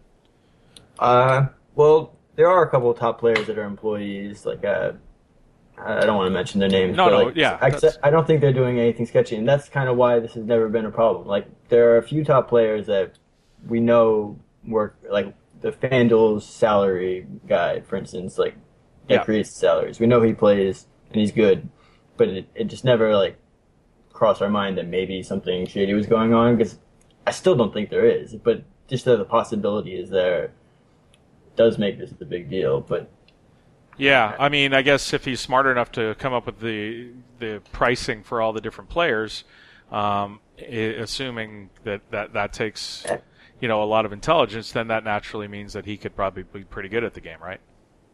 Right. I don't think the salaries necessarily you have to be that smart to come up with some kind of system, but the skill set is there. So like to get that job, you're going to be pretty well suited to do well at DFS, regardless of any like insider information or anything. So it's just not surprising that he would be good at DFS. Ray, a lot of sorry. Go ahead, sorry. Yeah. Jump on you. Sorry, Ray. A lot has been sort of thrown around, I think, by people who don't understand DFS as well as you, as to how valuable this information is. I mean, there's been sort of everything from one extreme end of the spectrum, like this is like, super using and being able to see whole cards in online poker, to all the way down to the other end of it's not a really big deal. If you could sort of explain to a poker audience, what is the level of advantage that, if I handed you next week's contest populations, what kind of edge would you have? How gigantic would that be? All right, so it's not an easy question to answer, because one, we're not clear about exactly what information. If you're talking about using ownership percentages from DraftKings and trying to use that as an advantage on FanDuel, it's such a big question about how much. The absolute worst case scenario, it is nowhere close to super using. It would be significant, and it depends on the sport you're talking about too. So worst case, this is not like a super user or end of world scenario. It would be an advantage for sure, but it's not that big of a deal. But what sports are more valuable and less valuable, if you have a sense of that? Well, I'm more familiar with basketball, baseball, and football, and I would say baseball, it would definitely be most important, but still transferring it between sites is a big deal. For it to be valuable, you need to know the exact field that you're talking about. If I had a 20-man contest on FanDuel, if I knew the exact user percentages or ownership percentages, I could definitely use that. I optimize the lineup against this specific field, and it would certainly be worth my time to do that. It would be valuable. I don't want to put a percentage on it. I'm not prepared to do that, but it would be valuable. But having a overall ownership on DraftKings and then trying to put that onto a certain field on FanDuel, it'll be helpful, but I already have a pretty good idea of what the ownership percentages are going to be on FanDuel just from playing on there regularly. And I don't think I would be able to nail the percentages, and maybe the DraftKings data would help, but it's not going to be that huge of a swing, I don't think. But isn't that sort of a bit of a red herring on how valuable the information is? Because it's just that then it just becomes sort of a question of how fast the person with the money is, or the information is going to get the money. If it's super valuable, they'll get it really fast. If it's medium valuable, it'll take longer, but they're still going to get it, right? No,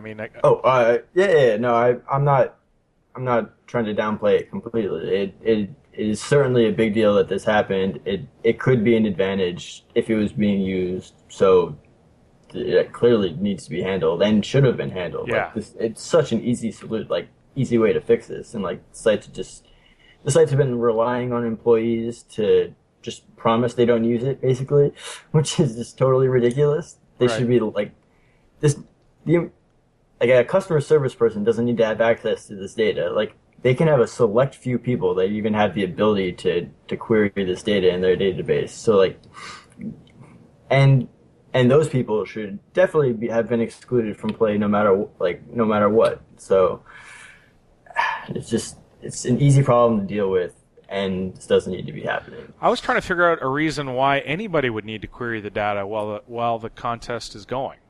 I think that's a really fair point, but they'll bring up that customers will have questions, enter support tickets about their lineups or something, but they could just have a policy that says, look, we don't the information is if they came out and said, look, all the sites, what we do as soon as a tournament starts, or even before tournament starts, this information is locked. And I appreciate that you want help with your thing, but at this point, this is our policy to prevent such and such, where they're locked until the end of the tournament kind of thing. Yep, I think that's totally reasonable, and I don't think it would cost them any money. They could offer a refund for the entry if someone's really complaining about something. So, yeah. And then some of the other people are saying, well, why don't you just make all this data public instead of a few people knowing, have everybody knowing, and then that's problematic, right? Yeah, I saw Nate Silver tweeted how that would probably be the only foolproof solution. That it was just real time, everyone knew everything, but that would just change the way that people are getting edges. The lineups people would enter would just be total a dummy lineup. They would just try to mislead people. load up on players that they're not going to use, and then at the last minute change everything. Right. Or like, there is a site that, like, one of the fringe smaller sites is going to try that idea out, and certainly worth trying. I see what happens, but I can't. It seems too. I don't know. Seems like it would be another tool for really good players to be able to take advantage of unsuspecting players, because of the fact that information a minute before the pool closes is super valuable. If you can process that information really fast because you have a great model, then you're going to have a big edge, right?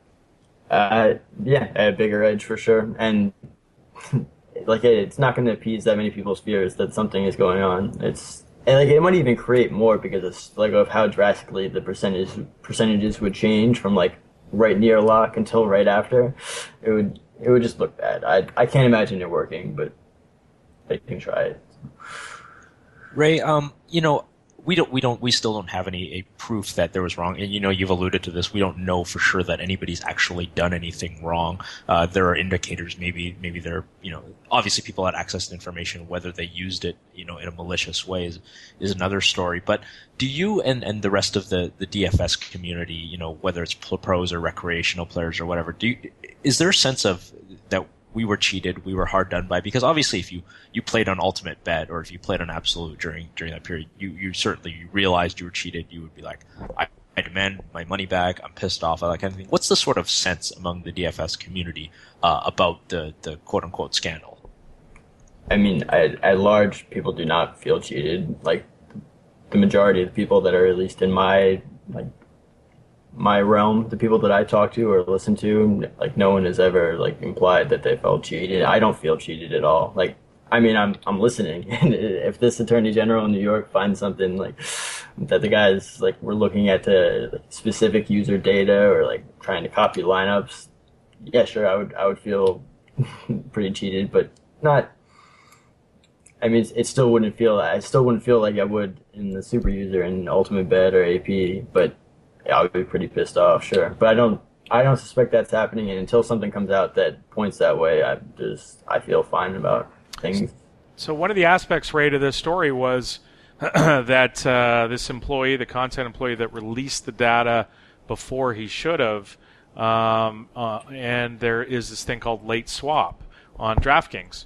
And I deposited a couple $100 on there, and I take $20 shots at the million every once in a while.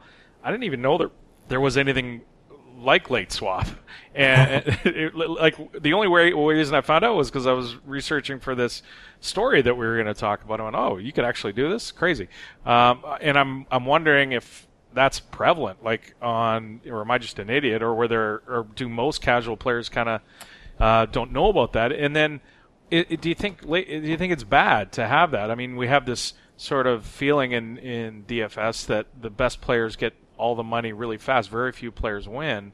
And when you have tools like late swap, it seems like it's just a mechanism for the best players to get even more of the money faster. Yeah, absolutely. It definitely helps the sharps or people that are willing to pay attention and like make adjustments if they need to like increase variance, or if a player gets hurt. The sharps are way more likely to notice that kind of thing than a casual player. Like, I never even thought that a casual player wouldn't know that it exists, but I can see that now. It's not that like prominently displayed like anywhere. So like, if you're not knowing to look for it, I can see that you can miss it. Only DraftKings does it, by the way. FanDuel doesn't, and personally, I don't like it. One, for the reasons you say, it does just help with the sharps. So like, I mean, I take advantage of it whenever I can, but I also hate that. I don't like the idea of the concept. It forces you to, if you want to maximize your edge, you have to be by the computer the whole time or by your phone watching Twitter. Like, it just changes the whole dynamic for me. Like on FanDuel, I set things and I'm done. And I go watch TV or watch the games. But if I have things on DraftKings, I have to be by there like waiting for news, right, so I can change. Do you think that's a problem with DFS, that the very few casual players sort of win? Like for the sustainability long term, like do you think? I mean, I don't know. Maybe there's this giant, market of people who are just willing to, deposit $100 and take a shot once a week with it forever. I don't know. I really don't know the industry well enough. but it just seems like they get their, hands slammed in the door enough times, maybe they stop. Yeah, I don't think I'm in that good of a position to answer that. I would say no, that I'm not that concerned. I think a casual player has like enough of a shot, and there are enough smaller games, or like, I don't know, there are ways that they can make their money last a while, and I could see it lasting, but without like having like the site's data of like how their customers stay and everything. I don't know. I can't answer that question well. Okay, fair enough. I'm not concerned. Sure. You've obviously been on top of this story, and I want to get your opinion on the guy at DraftKings. His name is Haskell. He is the one who released the information by accident on the blog. He's also done very well at FanDuel. He's a DraftKings employee, done quite well at FanDuel the last month. Having seen all that, I'm guessing you've read about his success. Do you think it's something that's in line with his ability? Do you think something might be wrong there? I don't know him well enough for his ability, so that's tough to say. He works at DraftKings, and he was a member of the DFS community for a while, so he's probably pretty hip to like smart strategy, and he knows the right people. There are smart people there, so I can see him being good. It's not that surprising, and I don't know. People are going to be looking into it, but there's nothing you're going to be able to find without looking at DraftKings records, and even then, it's unlikely that you could turn up anything. So I don't know. I don't see the point into looking into him. I don't think his record is like suspicious. It's good, but lots of other people's are good as well, right? Yeah, and even if his is better than others, maybe even if it's an outlier, I don't think the data that he's like suspected of having is proof, or even like a hard evidence and pushing him towards being like guilty. So like I think it's just pointless speculation. And sure. I'm curious to hear the report from the Attorney General, and like I would love to I'd love to see that they find nothing on him. So, but we'll see. Fair enough. So, you as a high volume player, you're in the community. What are some of the changes maybe that you'd like to see at the major sites? For the long term betterment of the game. Is there anything in specific that you can think of that maybe, I'd like to see this done for the good of the game? There's a lot they can do for the better of the game. Like their handle on the economy is a little iffy. They're not really doing. DraftKings is probably doing more than FanDuel at the moment to protect like lower buy-in players, like so that they're not just like immediately scooped up by like the sharpest people on the site. So you want to do a better job protecting them, or giving them options to play against maybe players of their own caliber, like for a while, like not just like beginner games, which are available on both sites, but I guess something a little more than that, like maybe only against players that play against in their stakes, something like that. That's probably a good example. But then also, they're not really doing anything about like embracing gambling, like protecting someone from like degenning off their whole account or something, or like poker sites have like the self-exclusion period, or like gambling limits. Like it would be nice to see these sites like, I don't know, acknowledge this more, and that let people know that what they're doing is risky, and that they could get hooked and lose their money. I don't know. They obviously don't want to say it like that, but something like that. Some protections, and they don't verify identification really well with the deposit money. Like you can just click off your whole credit card without like much of anything showing that you are who you are, or like you're of age, anything like that. Right. So. Well, I think we've watched enough commercials, and the small print always says that this is not a gambling website. So I don't know if you know, Ray, but this is. Well, by the way, you're not gambling. Yeah, definitely not gambling. Thanks so much, Ray. Really appreciate your time and your insight onto everything, and let's hope for the industry's sake that everything comes out all right. Yeah, man. Hope so. All right. Talk to you later. Later. All right. Have a good night. Thanks. Well, it's nice to get some of the insight, T, on what some of the top players are thinking. Interesting. When Yeah, he talks definitely about... good to know sort of the magnitude of this from a from like an AV perspective, or from like a how much advantage was gained perspective. To sort of get some clarification on that, because you and I were pretty casual in this field. We know a little bit, but obviously not as much as a guy like him. Exactly, and him talking about protecting. It's funny. You think about the parallels to online poker when he says protect the low buy-in guy. That's you think immediately bum hunting, right? Bum hunting is just so much easier. I mean, you're not even bum hunting when you play DFS, right? You're just you're just no entering time. these fields. Yeah, I mean, just imagine if Phil Galfond could play 5 cent, 10 cent all day long, right? Like play that's everybody. the equivalent of what these elite DFS guys are doing. They can enter the 25 cent tournament because they've got a script that just enters them in 25 cent tournament. And like if you're an elite poker player, you would never be playing. You're never going to run into Galfond at 5 cent, 10 cent no limit. You're never going to run into me at 50 cent dollar limit. Like but this is the reality with DFS that if you're playing a 25 cent, 50 cent tournament, you're against elite pros. Yeah, and I don't know a ton about the industry, but if it's anything like poker, and these are poker players who started these sites, and I realize they're not, it's different now, but if they could learn a lesson from poker, you'd think they would look back and go, wait a second, we should be, especially the way that poker is going now. All the talk from sites now is protecting that casual player, right? And in some of these sites, if they could just kind of use that mentality. Right, you never want to bar, your winning players, right? Like, no. I mean, we've talked about the extreme opposite end of that happen. You've seen all these like small poker networks barring, winning players, saying like, oh, you guys aren't welcome here, and all this kind of stuff. Like that's way too extreme. But like I say, when you've got guys who make hundreds of, like $100,000 a month, and they're entering these like 25 cent buy-in GVPs. Like that's kind of nuts. Yeah, no kidding. Ethan Haskell, the guy we've been talking about, who released the data. So now FanDuel and DraftKings have come out and said our employees cannot play on the sites now. And it was a good omen that they kind of quickly worked together. They're obviously the one and two, the rivalry between them is huge.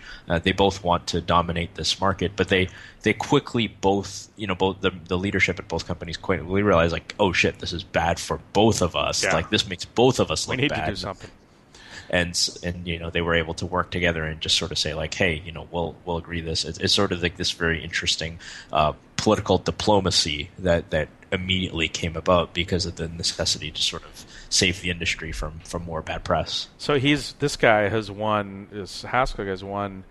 He won a $350,000. He came second in the Sunday Million. He's crushed baseball all through August, and now he's not allowed to play on FanDuel. And you don't assume he's making $1 million a year as a mid-level content guy at DraftKings.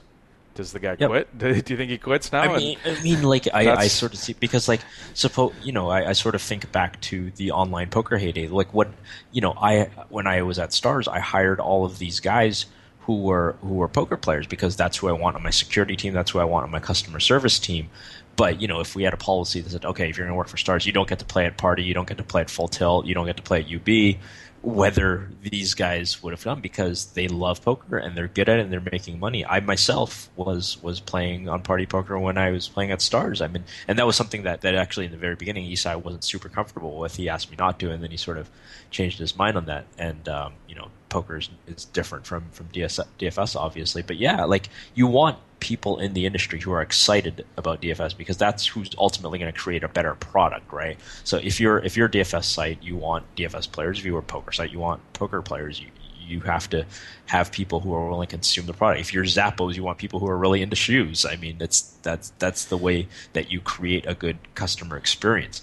But at the same time, if you ban them, I think, yeah, you probably are going to have a lot of these, if they're making whatever $80K a year, who knows, and they're just crushed. They have the ability to crush it at DFS. There's got to be some level of brain drain, right? Maybe stock options. Maybe you got to give them enough stock options to keep them around. Fair enough. All right. That's it with the DFS talk for this week. let's move on. We got some mailbag. We're going to go head out to the Isle of Man after the break. And lots more. We got tons of cool mail this week. We got some fun mail, so we're going to get to as many of those as we can. You're listening to the 2+2 Pokercast, presented by the PokerStars VIP Club. More right after this.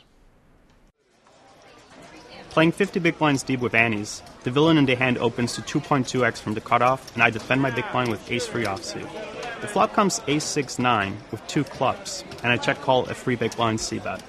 The turn is a free, bringing a second flush draw and giving me 2 pairs. And once again I check call, this time for 5 big blinds. The river is a 6 of clubs, completing the flush and counterfeiting me as well. I check and he bets 11 big blinds. As it's close to the worst possible hand I can have at this point, and I have full house blockers, I turn it into a bluff and check raise all in. Team Pro Online's Mickey Memento Mori Peterson is a Supernova VIP. This is the 2+2 Pokercast, presented by the PokerStars VIP Club. Hi guys, it's Mike from ProfessionalPoker.com and the 2+2 store with some great news for our PokerStars players. You can now use your frequent player points to purchase gift cards available from ProfessionalPoker.com. These same cards will also work at the 2+2 store. The gift cards come in increments of $25 and $50, and you can apply multiple gift cards per order. Now you can get the books, videos, and ebooks from all the major publishers using just your FPPs. So check out the gift card section of the PokerStars FPP store and pick up the poker training material you've had your eye on for a while at the 2+2 store and ProfessionalPoker.com. Okay, people. Most of the kittens have perished. There are a few left you can save, though, and here's how to do it. Get involved with the PokerCast by emailing your questions, suggestions for the show, or even record a sound clip. Adam will be using the best ones on the air. Well, let's face it, probably the worst ones as well. I can see you there at your computer. Send an email right now. Totally disagree with one of Adam's takes last week? Send an email. Love last week's interview? Email. Want to know how much cash Adam has on him right now? Email. Pokercast at 2plus2.com is the address. Ship the funny to Adam today. Attention everyone not named Alan Kessler. Have someone you would love to appear on the PokerCast? Have someone you don't want to hear again on the PokerCast? Head on over to the Suggest a Guest thread in the PokerCast forum at 2plus2.com, and Adam will do his best to make you happy. P.S. Chainsaw, you can post too. Hey guys, this is Bart Hansen for CrushLivePoker.com. I want all of you to check out David Tuckman's Under the Gun podcast Wednesday nights on CrushLivePoker.com. He gets into a little bit of poker, but he also talks about daily fantasy sports weekly with Max Steinberg and ESPN expert Renee Miller.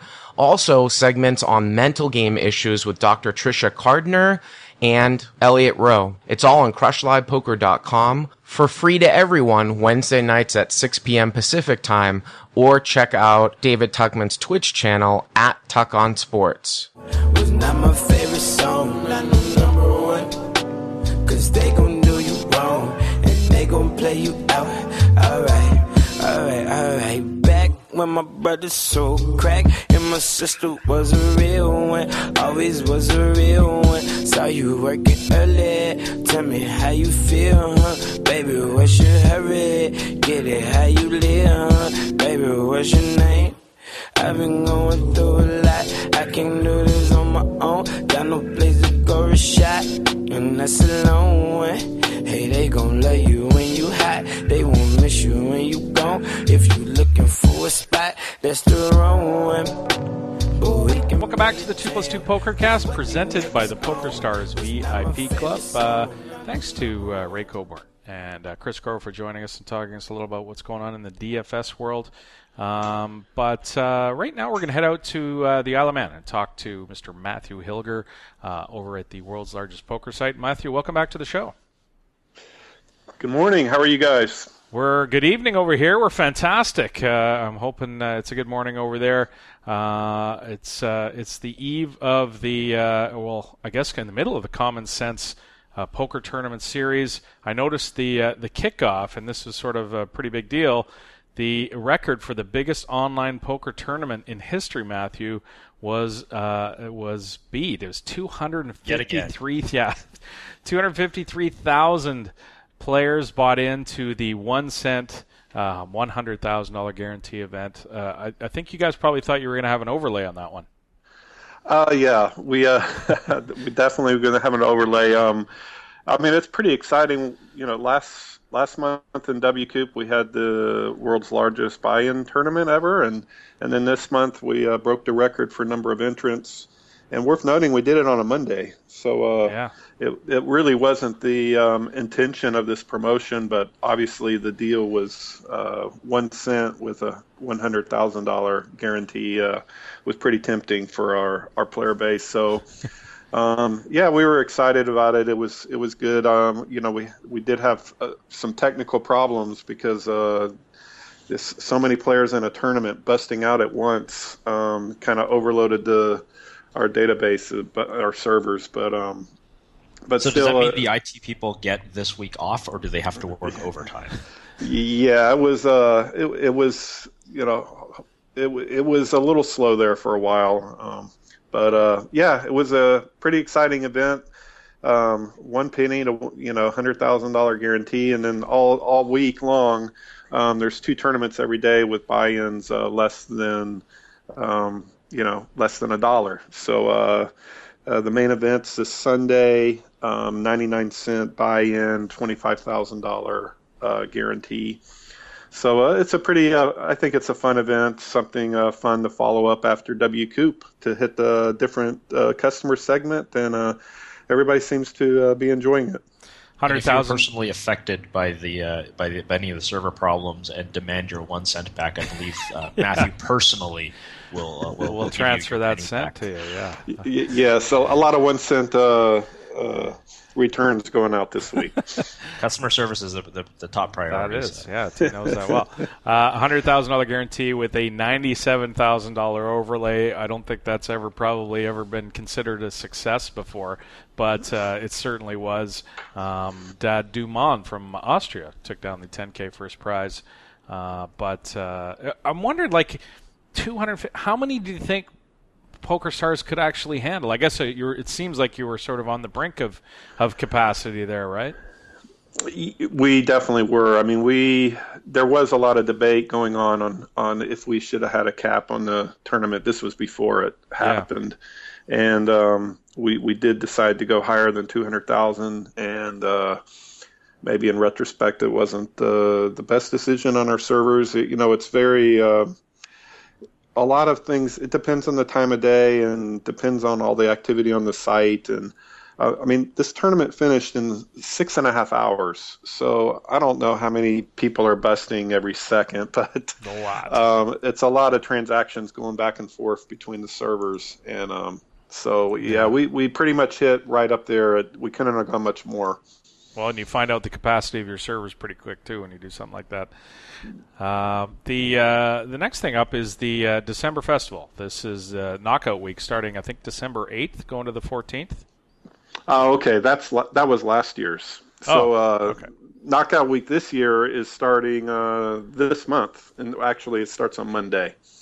So last year's was quite a big success. That was the first year we ever did Knockout Week, and a lot of people wanted us to bring it back, and we are bringing it back. Just bring it back now, not as part of a December festival, but it's going to be. We got a few twists this year. I think it's going to be quite fun. I mean, we got some really cool, fun challenges. I think if you knock out, we had some daily challenges where if you knock out 2 players in a tournament, then you get an instant reward. Between $1 and $1,000. So there's a probability table, but you'll get at least $1 and you have a chance at getting $1,000. And then what I think is the really fun one is anytime during the week, if you knock out 2 players in the same hand, you get an instant reward, and that reward is between $5 and $5,000. Wow, cool. These are all tournaments built around, like when we say Knockout Week, these are progressive super knockouts, Serpa knockouts, that kind of thing, right? So that's the format of the tournaments.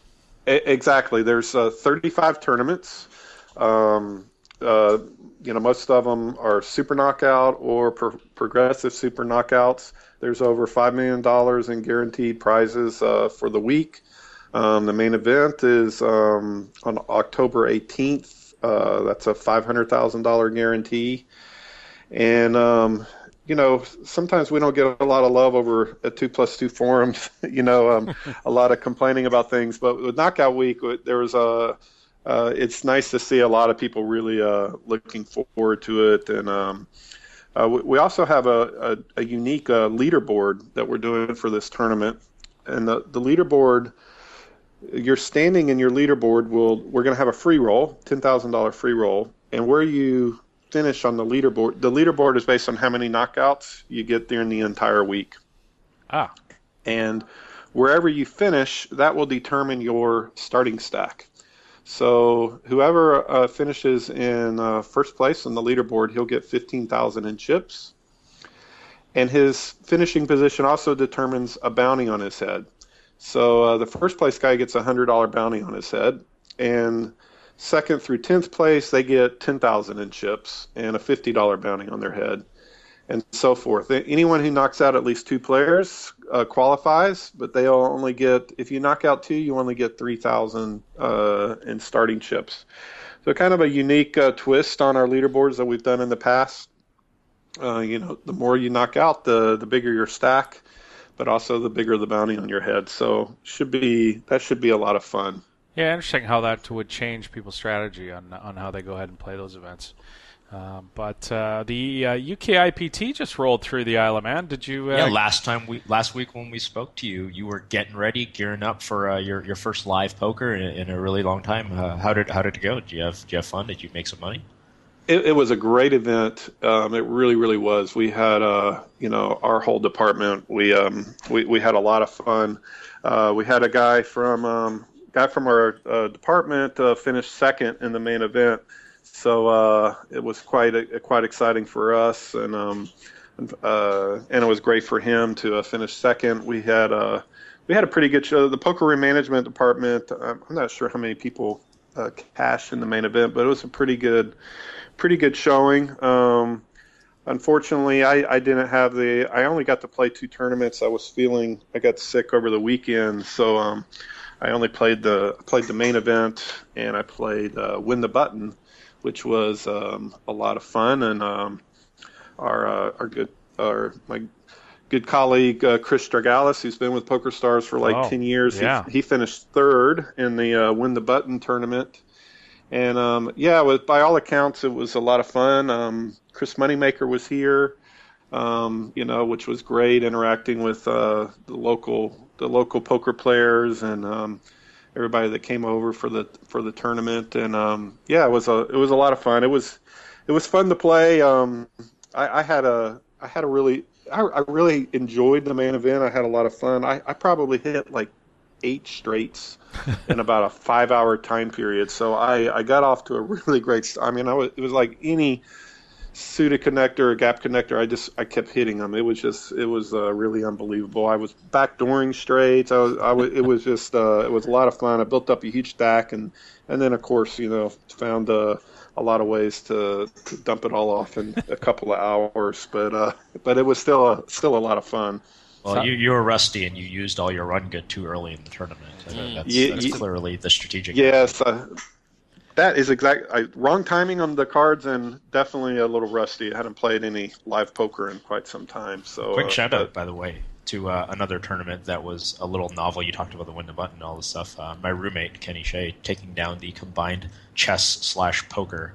Oh, did he? Tournament that went down.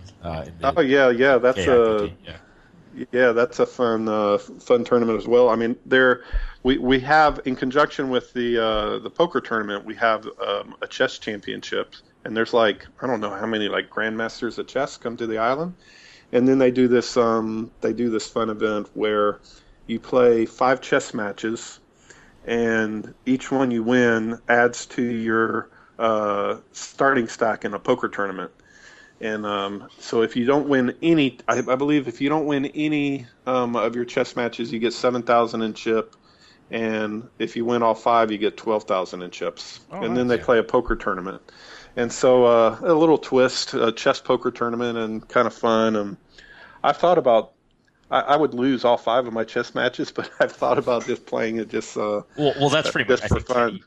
I think Kenny went like 1-4, so starting with like 7,500 chips, but then he just like crushed and stole all the blinds like when it's 3-handed because he was up against 2 chess players who didn't know how to defend their blinds. Nice. Yep. So he ends up beating Mickey Adams, who's I think a very famous chess grandmaster. Ah, nice. Thank you so much, Matthew. Really appreciate your time. We'll talk to you next week. Okay, fantastic. Thanks, guys. Yeah, to the UK IPT last year is the when the Eastside took down his high roller event. That's right. So PokerStars employees making a habit of running good on their home soil. And our buddy Chris Jonat went deep in the main event. I think that might have been 2 years ago though.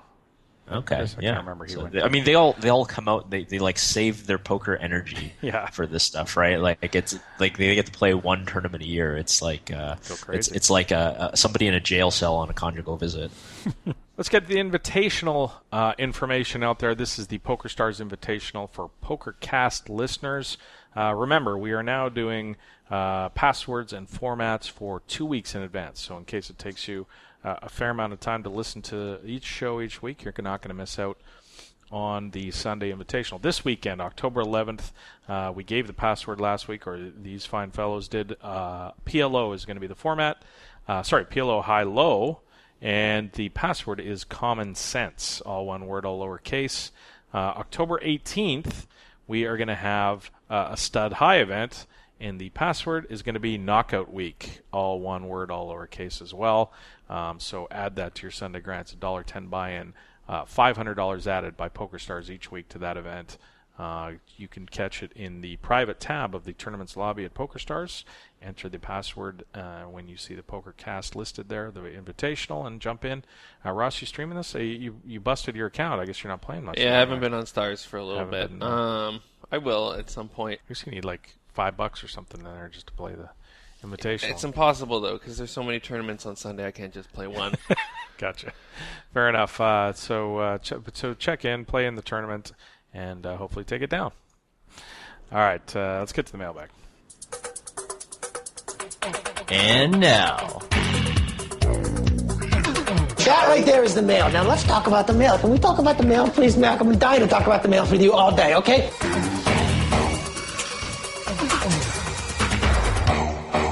Mailbag. Carlos writes in, I'm very, very happy to write to you. I live in Brazil and listen to all your podcasts on my iPhone. I'm a married 54-year-old guy.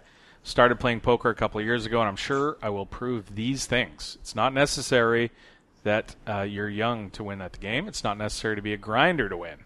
I have the following question for you. What is the best strategy for the end game on tournaments after the money bubble and before the final table? I know it will differ if the tournament is slow, medium, or fast, but some considerations on this topic I think would be helpful. I always do great until there, but it is difficult sometimes to make a decision between playing looser or becoming tight and waiting. Last but not least, I suggest you always remember to say the day, month, and year of the podcast during the show, maybe at the very beginning. We've started to do that now because of his email. If some of you happen to come to Brazil, I would be glad to show you the country. The best places to play cards, and I would even organize a home game for you. Mm-hmm. My wife cooks very well. Thanks for reading my message. I'll keep listening to the show on my iPhone while I walk my dog, George. Does he have his own barbecue? Because he had me at cook. His wife cooks well. I mean, there you go. I like how he said, by the way, like he lives in like the 5th largest country in the world, Brazil. It's like if you happen to be in Brazil, we'll show you around. It's like this. It's like the thing where it's like we get this all the time. Like somebody visits Toronto. And they're like, "Oh, you should look up Adam and Terrence." Like, no, we're on the Where should I go in Toronto when I'm there? It's a big country. So like, where in Brazil is Carlos? Yes. De onde você, Carlos? Ah, there you go. Yeah, that's apparently he'll meet us anywhere in Brazil and have his wife cook for us, and we can play cards with him. I mean, this seems like a pretty good deal for us. All right, T, give me some end game tournament strategy tips because this is your alley. Okay, so Carlos, like you mentioned. Before the money bubble, before the final table. So I'm glad you recognize that. And there's 2 big bubbles, right? There's always the bubble before the actual money and before the final table, and those are usually 2 of the biggest pay jumps. And you mentioned it depends whether the tournament is slow, medium, or fast. I think it actually depends more on your stack size compared to A, the average stack size in the tournament, and B, the rest of the table, right? So if you have a lot of chips compared to everybody at your table, then obviously you need to be very aggressive. All you need to do is watch the World Series coverage from this year going down to the final table and see the kinds of hands that Joe McKeon must have been playing when we get down there. We haven't gotten to that part of the coverage yet. But, you're going to see him playing a lot of garbage, just trying to push people off, knowing that there's $1 million pay bubble between 10th and 9th, and also a fame bubble. And the other, side of that coin is being forced to play very tight if you're one of the shorter stacks or one of the medium stacks. Even sometimes when you're the second biggest stack at the table, it can be a real pain if the first stack is willing to be aggressive against you, and if he thinks that you are worried about being that bubble. So I think it really depends on the stack size at your table, what place you're in at your table, and also in the tournament, more than actually how fast the blinds themselves go up. I think that matters, but it doesn't matter as much. I always wonder why people, other than when you're playing in sort of the main event and you're down to 6 people and laddering up is life-changing money, why people tighten up to ladder up. I mean, if you're playing in a tournament where you're doing that, where if you're playing in a weekly tournament that you're worried about laddering, you probably shouldn't be playing in that one. I mean, it just... Well, the thing is that... I mean, I know there's ICM I think you're probably right for stuff. Things like the difference between 6th and 5th. You definitely shouldn't be playing super conservative. Like, the ICM just doesn't matter that much when you're talking about those smaller ones. I think it does matter a lot when you are 3 from the money, 2 from the money, right, or when you're at a final table bubble, or when you're 3-handed as well, because usually there's a really big jump from 3rd to 2nd. Those is sort of where the ICM stuff really comes into effect. You can look at, like, Lee Nelson's books talk about this a lot. You kind of see the inflection graph of what a chip is worth at various stages of the tournament. But yeah, I mean, this is a common problem.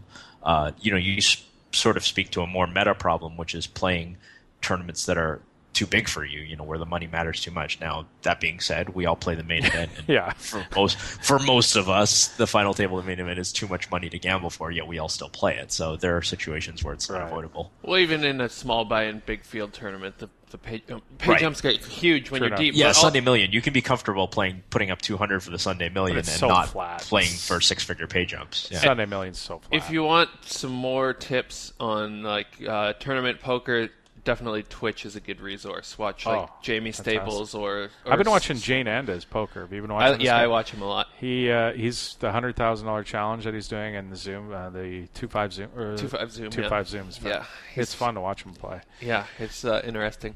Very GTO. There you go, Rocky Soil guys. I came across this in my other favorite podcast, which is called Wait, Don't Tell Me. Apparently, people lie better when they have to pee. I play a lot of live tournaments, and out of habit, I use the restroom at every break. Am I selling myself short, no pun intended, on bluffing opportunities? Should I trust my reads more right after a break than right before a break? It's interesting, right? And it's there's a Popular Science article that he footnotes, and I read through the article, and part of it says this result adds evidence to something called the inhibitory spillover effect. If you're already using one type of self-control, it's easier to be self-controlled at other things. However, it only works for simultaneous tasks. So it's really. I never really thought of it. Intuitively, it makes sense, right? Like if you've got to pee really badly, you're kind of already fidgeting. It's harder for people to get a read on you. Like you're just trying to control your bladder. So controlling all the other facial tics and nervous talking and whatever else you might be doing when you're bluffing. It makes intuitive sense. I have no idea whether that's it. It could be a thing. I will say that I don't think it's a great idea to not pee on the break so that your bladder will be full, so that you'll be harder to read. Yeah, or ask people if they are ready to pee. Excuse me, do you have to pee? Yeah, well, people will tell you all the time at the poker table when you have to pee. Like in tournaments, it's hilarious. Like in cash games, this doesn't happen. You're a cash game guy. Like cash game, you just go pee. But in tournaments, like you'll always get around to that 20 minutes, and like this guy will be bouncing up and down talking about how he's got to pee, all this kind of stuff. Apparently, I guess you shouldn't rely on the read against him. I will sort of say that it's probably not a great strategy just because there's not a lot, I don't know if there's been research done into how your decision making is when you got P, right? So it doesn't do you a lot of good to be really hard to read if like the actual decisions you make during the hand are terrible, right? Yeah. Like, you just get yourself in this gigantic pot with third pair or something like that. Then you kind of, then the value of being harder to read when you bluff might be minimized compared to that. All right. Next email is from a guy named Eric. He's Bravos 1 at 2+2.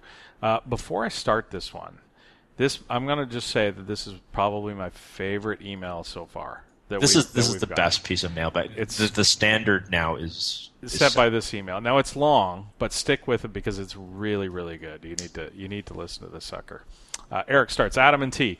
Last episode you discussed a CCR app. Why would anybody want to use that? A key component to CCR is getting the wait staff actively involved in the whole process. I totally agree with that, by the way. I used to do that. I don't do that anymore. I don't know. I feel like when it was new, like the first 2 years, like the waitresses had never seen it before. They're just like rolling their eyes now? Now they'd fucking hate it. Yeah, I could be wrong. Maybe it's because I live in Vancouver and, it's the online poker capital of North America. But, he continues. Eric continues. Thought I'd share a hand at my table from last week. 2-5 no-limit game in a Bay Area card room. 3 guys see a flop after an early position opened to 20. Flop is an all-low card rainbow. Early position bets 35 into 60. Middle position and button. Middle position calls. Button shoves for about 200. EP tanks a bit and then calls. While middle position is deciding what to do, the guy who is all in on the button stands up and starts to dance a bit. After another 15 seconds, he says to the guy who's waiting, "Hurry up so I can fold and use the restroom." Middle position. Hurry up and fold. What's that? Sorry, hurry up and fold so I can use the restroom. Middle position guy tanks a bit more, and the all-in guy finally calls the floor to clock the guy in middle position. Floor comes over, but middle position calls just as he shows up, and the dealer informs the floor that he's no longer needed. Dealer puts out a bricky turn. Remember now, the guy on the button who raised is all in. The early position checks, and after about 20 seconds, middle position bets $5.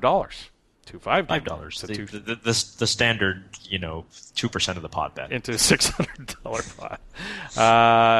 So the middle position guy bets $5. Early position now tanks. And it's clear what is going on as all in squirms more and more and more. All in asks the dealer what will happen if he runs to the restroom and informs him, and the floor manager informs him that his hand is dead if he runs to the bathroom. All in frantically calls over the floor and explains the situation. Floor tells him he cannot leave without forfeiting his hand. All in then asks if the floor can help expedite the conclusion of the hand.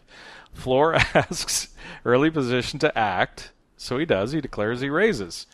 After a few seconds, he throws out $10. He min raises. Back to the middle position, who, after about 20 seconds, clicks it back. All in now pleads with the floor, who says his hands are tied. The floor says his hands are tied, and these guys are doing nothing wrong. Early position clicks it back, and middle position lets out a huge laugh. All in then grabs a plastic cup next to him, shimmies it up his leg, past his shorts, and proceeds to empty his bladder into the cup. Yes! The table is now in a total uproar. The all-in guy places the urine-filled cup on top of middle position's magazine sitting on the table next to middle position and states, "Please take your time." Are you going to get through this email without being able to break laughter? It's so great.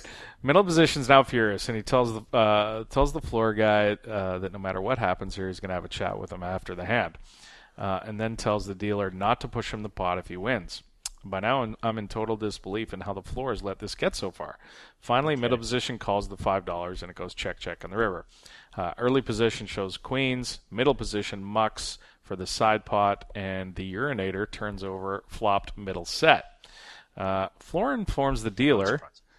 Yeah, floor informs the dealer to once again not push him the pot as the floor pulls the guy away from the table. The dealer's dumbfounded, is not sure what to do, and asks the floor what she should do with the $660 pot. Floor doesn't respond. While the floor and urinating guy start getting into a heated discussion away from the table, finally the dealer counts out the whole pot, changes it into big chips, and sets it right in front of her box and deals out the next hand. All-in guy notices that another hand is going on and thinks the dealer pushed the pot to somebody else, and all hell breaks loose again as the floor pulls him farther away. Early position and middle position are having a huge laugh at this and are frequently high-fiving each other. 5 minutes pass, and the floor and the other guy finally return. Floor instructs the dealer to push the guy the pot. All-in racks up and leaves. Floor informs everybody that All-in has been banned for a month. 10 minutes later, I decline my big blind and rack up. The cage, I see floor, middle position, early position cracking up in the corner over the situation. On the way, I find the shift manager, replay the whole situation while informing him that I'll never walk in his room again, based solely on what happened during that single hand. Oh, and when I left, the urine-filled cup was still sitting there. That is awesome.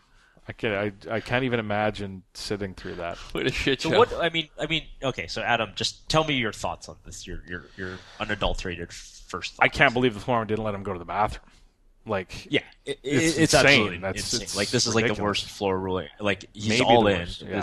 There's no, I mean, unless there's some sort of California regulation, this is like, you can't just turn over his fucking hand. Clearly, let him go to the bathroom. Yeah, or tell the guys to finish acting on their hand, or their hand's dead. Like, do whatever you have to do. Like, it is true. You can't. I mean, in a sense, that you can't stop them from clicking back $5 indefinitely, right? But on the other hand, it's arguably collusion. Is it? Yeah, it's collusion, Adam. Okay, explain why. Because you've basically created a tacit but not explicit agreement to do this to harm a third person in the pot. That is literally what collusion means. So is checking when you're all in a tournament. Then I mean, I don't know. Yes, that's a rule, and there's a rule against that. Checking it down when you're in a tournament. When a guy's all in, checking. No, I'm saying when there's a guy all in and it goes check all the time to try and one guy's all in, five people are in a hand. It often goes check all the way, right? But I mean, I understand what you're saying, but I mean, is it collusion to get the guy to... He's not going to fold his hand, clearly. He's just going to piss himself. Yeah, I mean, I'm going to be honest. I would have whipped out my dick and pissed on the guy. Or thrown the cup in his face. I mean, I wouldn't have a problem with that at all. If anybody tries that shit, don't test me. I will throw a cup of urine in your face if you try that. I mean, first of all, you imagine? I wouldn't be this guy because if I'm all in and I've got middle set, you're not going to be able to tell I have to piss. Because I don't want you to know. I want you to think that I have a straight flush draw and I might miss on the river. Yeah. And I'm really good about and I'm an integrity guy, so I'll always protect people who are in the pot. So that's why I think these two people are pieces of shit, and they should have been the one who are penalized. So I have a lot of. I'm glad that Eric kind of stood up and said yeah, this is stupid. I wish he would have named the Bay Area casino There's so many Bay Area card rooms that we don't really know where it happened. Right. And these guys think it's awesome, like that they were so clever and they got this guy ejected from the casino. I would have poured a cup of piss on this dude's head. I mean, that's all there is to that. True. That's a great email. I love it. Like, how does he get penalized? The floor made a terrible ruling. The floor made a terrible ruling that he couldn't just leave to use the bathroom. He did the only thing he reasonably could. He's not going to just give up, literally piss away $600 of equity. Yeah. What's he supposed to do? Yeah. I mean, that's the most horrible floor decision ever. Imagine if he would have actually hurt himself by holding it in. And in America, oh yeah, you could it would have been an epic lawsuit. Dude, it's America. People sue each other for got a bladder infection or anything. Troy writes, my questions are about a no-limit hand and a larger question regarding short-term mindset versus long-term EV. As a cash game player, I know we're supposed to treat it like it's one long lifetime session, and while I don't lock up wins or gamble it up to get unstuck, not often anyway, my question is if you can make a case for playing differently at the end of sessions, especially if you won't be playing for a few days, and your mindset will be happier, more positive by banking a nice win. Here's why. It's a 5-5 no-limit hold'em with mandatory 10 on the button. I'm in for just one buy-in of 500, and I have 1,600 in front of me. I announced earlier in the round that I'm leaving after my button, and I want to stop here and say, why in the world would you do this?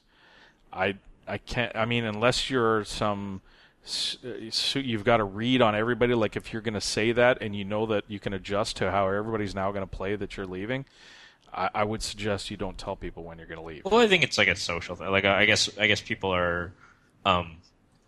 I think why people do this is so that if they win a big pot, it doesn't look bad, quote unquote. So what will happen is like. Have you ever cared of leaving a poker game and being a winner? Right. I agree with you, but I mean, if we get to the rest of the email, we'll kind of see his mindset. I do kind of agree with that though, because like in some of the games I play with, if I'm playing with a bunch of regs, obviously you shouldn't care what they think of you, but it still kind of sucks to be viewed social as a hit pressure and runner. clearly of leaving, like, how would you review about it as... people feel weird about like they the reason why I thought it was kind of funny that you said it was bad to leave after your button. I thought you were going to say we should always play to your blinds, but the thing is, like, when you play your last hand and then you just bust some guy and win some huge pot and leaves, like, people feel socially awkward about this sometimes. Yeah, that's weird. I guess you may not and I may not. I never felt that way. Yeah. Anyway, continues. Announced earlier that I'm leaving after my button. Under the gun +2 makes a standard open for $40. One guy calls and I find the 4 or 5 of diamonds in the button. I call, as do the small and the big blinds. So there's 200 in the pot, 5 ways. Pretty big open. Yeah. Flop comes 6, 7, 8 with 2 spades. So he again has the 4 or 5 of diamonds. He flops the bottom end of the straight.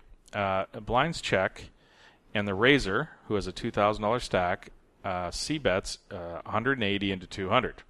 Caller between us then announces all in for 800 more. Now I'm very concerned. If he has 9-10, I'm drawing stone dead. I'm 50-50 with any 9x of spades. I'm barely favored against any 10x of spades. Also barely favored against a set. Plus, I have to get through the big and small blinds and the original raiser, who could put me all in. My first thought is the guy could be protecting 2-pair set hands from the straight and flush draws. However, 9-10 would also be protecting against the combo draws. I most likely have the best hand, but can't think of many turns and rivers that are great for me. Would you fold, call, or go all in? I understand the life is one long session, but it's going through my mind that I can fold, leave now up 1,000, forget about it, and feel good about myself for the next 5 days. Or I could call and potentially win a monster and leave feeling great. Or I call, go broke, and lament until my next session. Love to hear your analysis. Yeah. So, I mean, would I call, fold, or go? It depends on a bunch of things, like the guys in the hand, if the guy who shoved is I mean, I can't answer without being in the moment. It's really hard, right? Well, there's 2 different questions, right? Like, the first is a poker strategy question of, is my hand right? That's what I meant. Yeah. Is it plus EV to call, right? Like, and then there's the question, the psychological question of, okay, let's assume it's the correct play to call. Should I still call, given that I'll feel like shit if I lose? So on the latter part, the latter question about mindset, I think really depends on the command you have over your emotions around poker. So if you're a person who it bothers a lot that when you get stuck or you take a big loss, if that's going to drive you nuts for a week and it's going to cost you life EV, then you've got to consider that. If you're a person that it rolls off their back and whatever happened and it's not going to affect the rest of your life, then that's another consideration. Right. I mean, I think it's so specifically dependent on the person. And I agree with you, and I'll even go a step farther than what you're saying. Is that cultivating that, getting that second form of mindset that we talk about, that it should roll off your back, is a huge part of how you become a very good poker player. You know, it's a skill that very good poker players have, is to be able to lose 1,000, 10,000, 100,000, whatever the number is that's appropriate for your stakes, to lose and not care about it in one big session. And I think that our writer Troy, I think he realizes that he's supposed to just make the right play. And he even says, I know it's all one leg session, but I can't psychologically do this. You have to, as a poker player, develop this skill and develop the ability to be like, I was up 1,600 and now I'm stuck 500, and be okay with it. I mean, it always sucks, right? Like, we're programmed cognitively, you know, to be loss aversive, right? Like, you know, you just Google loss aversion, and that's the thing, is that when you win $100, it doesn't bring you as much joy as losing $100 causes you pain, and that's exactly what this is. But if you're going to be a poker player, especially a serious professional level elite poker player, then that's what you have to do. If poker is just a thing that you do to have fun and enjoy yourself, and you treat it like going to the movies, then by all means fold the hand and say like, I won $1,600. I'm so awesome. Like, that's great. But and that's fine. Recreational players drive the poker economy. We need recreational poker players. It's okay to have to treat poker as just something that's fun. But if you're going to be if your goal is to be the best poker player that you can, and not everybody's is, some people's goal is just to have fun, then if that's your goal, you have to be able to look and just say like, what's the right play here? It doesn't matter how much I'm up or how much I'm stuck. What do you think about because I know personally, if I'm thinking about this situation, if I'm stuck 1,600 and I am just breaking even, and this pot is whether the difference between whether I leave stuck or whether I leave winning, then it changes my mindset. Like, I'm willing to gamble. If I'm only going to be stuck 500, if I lose this big pot, then I'm way more willing to gamble with it. Right. It's the opposite of loss aversion, right? Like you read Mike Caro, we talked about, he had the great term for this, which is the threshold of pain, right? Like, so once you're stuck a certain amount, you're numb to the pain. Yeah. Because whatever, I'm stuck 1,000. Who cares if I'm stuck 1,200? Who cares if I'm stuck 1,400? Who cares if I'm stuck 2,000? Like, you've just stopped caring. But even would be great. If you could finish even, you'd feel like a champion. And that's the sort of thing. But at the end of the year, when you look at your notebook, when you look at your spreadsheet, you're stuck whatever 10K or 5K because you did all these blast off at the end of the night, or because you didn't call light those one opportunities. That's when you're going to look. And so it really depends. Do you care about your balance sheet at the end of this week, or do you care about it at the end of the year? And that's the sort of goal that that's how you frame the problem. I wish I could get to that Zen-like I don't care if I win or lose point that I see guys like Ben Tollerine or Phil Galfond get to. I was never there. I never got to that point when I was playing. And I assure you, even they care a little. It's a continuum. Sure. Right? Yeah. Like it's just a matter of how much they care. It's right. Everybody is victim to this to some extent, but some people have great emotional control. Yeah. I think I was pretty good. I was bad. I had my biggest weakness was not being able to quit. I should have quit more when I was stuck. Yeah, I would stay and play and try and get myself unstuck longer than I normally would have. I would also ride out wins. So I wasn't a guy who just got up 2 buy-ins and quit, or a buy-in or whatever. But it felt shitty when you were up like 5,000 and then you ended up being up 300, right? Like it always feels shitty. I think I got over it pretty quick after I quit, though. That was good for as far as my mindset. Yeah, I agree. You just kind of end your session and you go watch a movie, spend time with the kids, or whatever. Yeah. Like just go do something else. Indeed. All right, Grant. Oh, by the way, I'll finish Troy's letter here. By the way, I eventually called and others folded. The all-in villain turned over the 8-7 of clubs for top 2 in backdoor straight flush draw. We ran it twice. Villain bricked out. While happy with the result, it got me thinking if I would have snap called had I been down 1,000 in that spot trying to get out of the hole. Can it ever be right to play differently based on how your mindset between sessions? So we talked about that. Grant, love the show. I'm not sure why recently the music lead-ins are now being left on for so long after returning from the break and Adam returns to begin talking, but it is very annoying. I thought it was a glitch the first time it occurred, but now it happens regularly. It can be difficult to concentrate on the person speaking when the music comes back. Can you please fix this, Ross? Is that a thing now? It might be. I don't know if it's never more than a minute. It's in between 30 seconds and a minute every time, but I guess that's a big difference to people. No, but he's not talking about the length of the actual bumper music. He's saying that the bumper music isn't finished when we start talking. Yeah, that's because you want a fucking sweet fade in when you go. Start talking again, and then it's all about the fade. Yeah, it's all about the fade, man. I thought I perfected it. Maybe it's a little too loud. All right.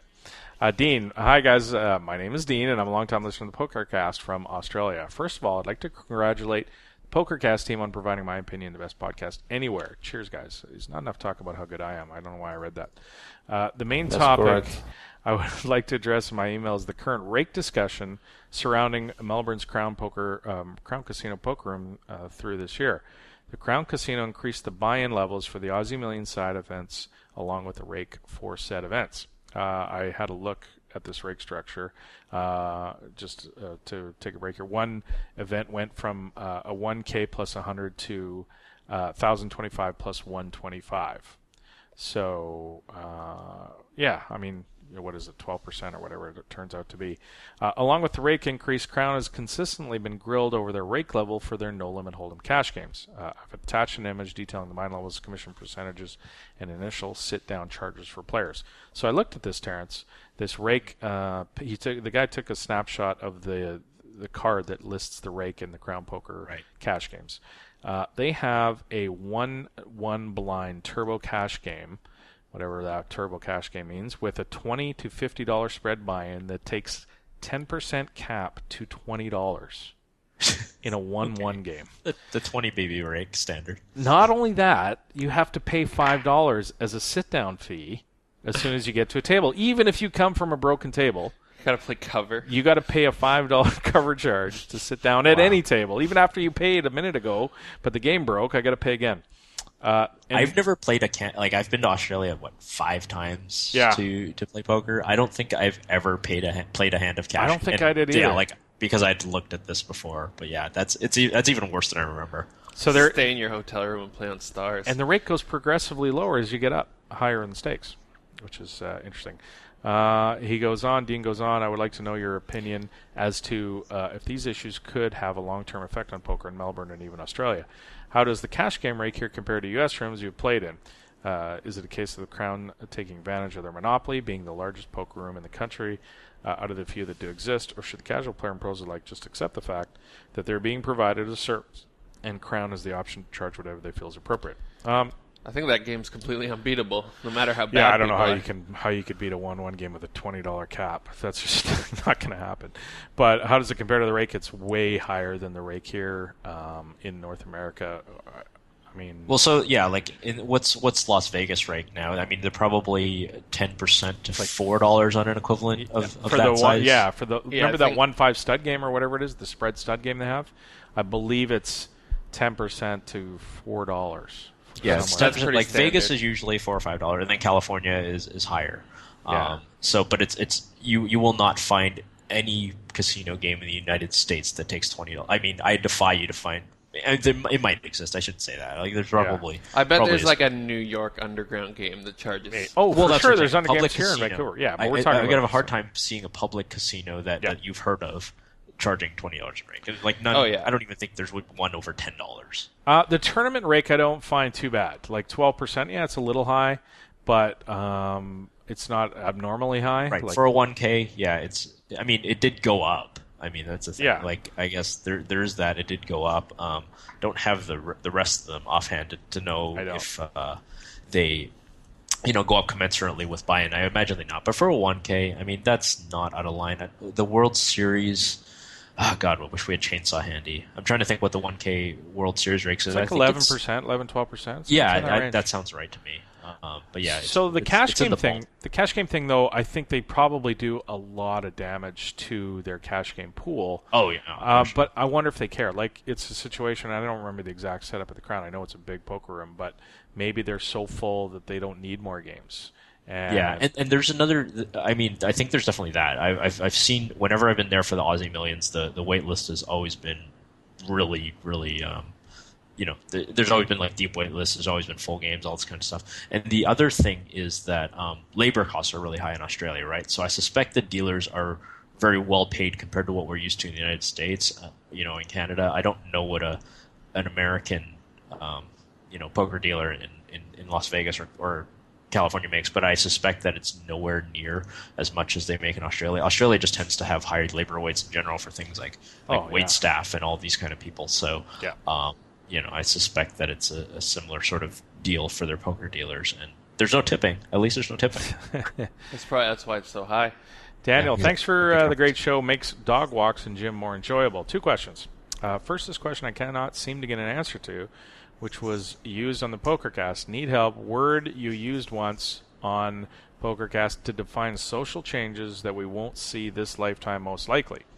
An example of the change would be a future, like, say, in the movie Demolition Man. I heard you guys mention on the Pokercast, but Terrence didn't have an answer. I have no idea what he's talking about there. Social changes. Okay, yeah, this was the show last week. I guess there was somebody who tweeted at me and said, what was the word that you used to define social change? But so if you've seen Demolition Man, presumably? I haven't.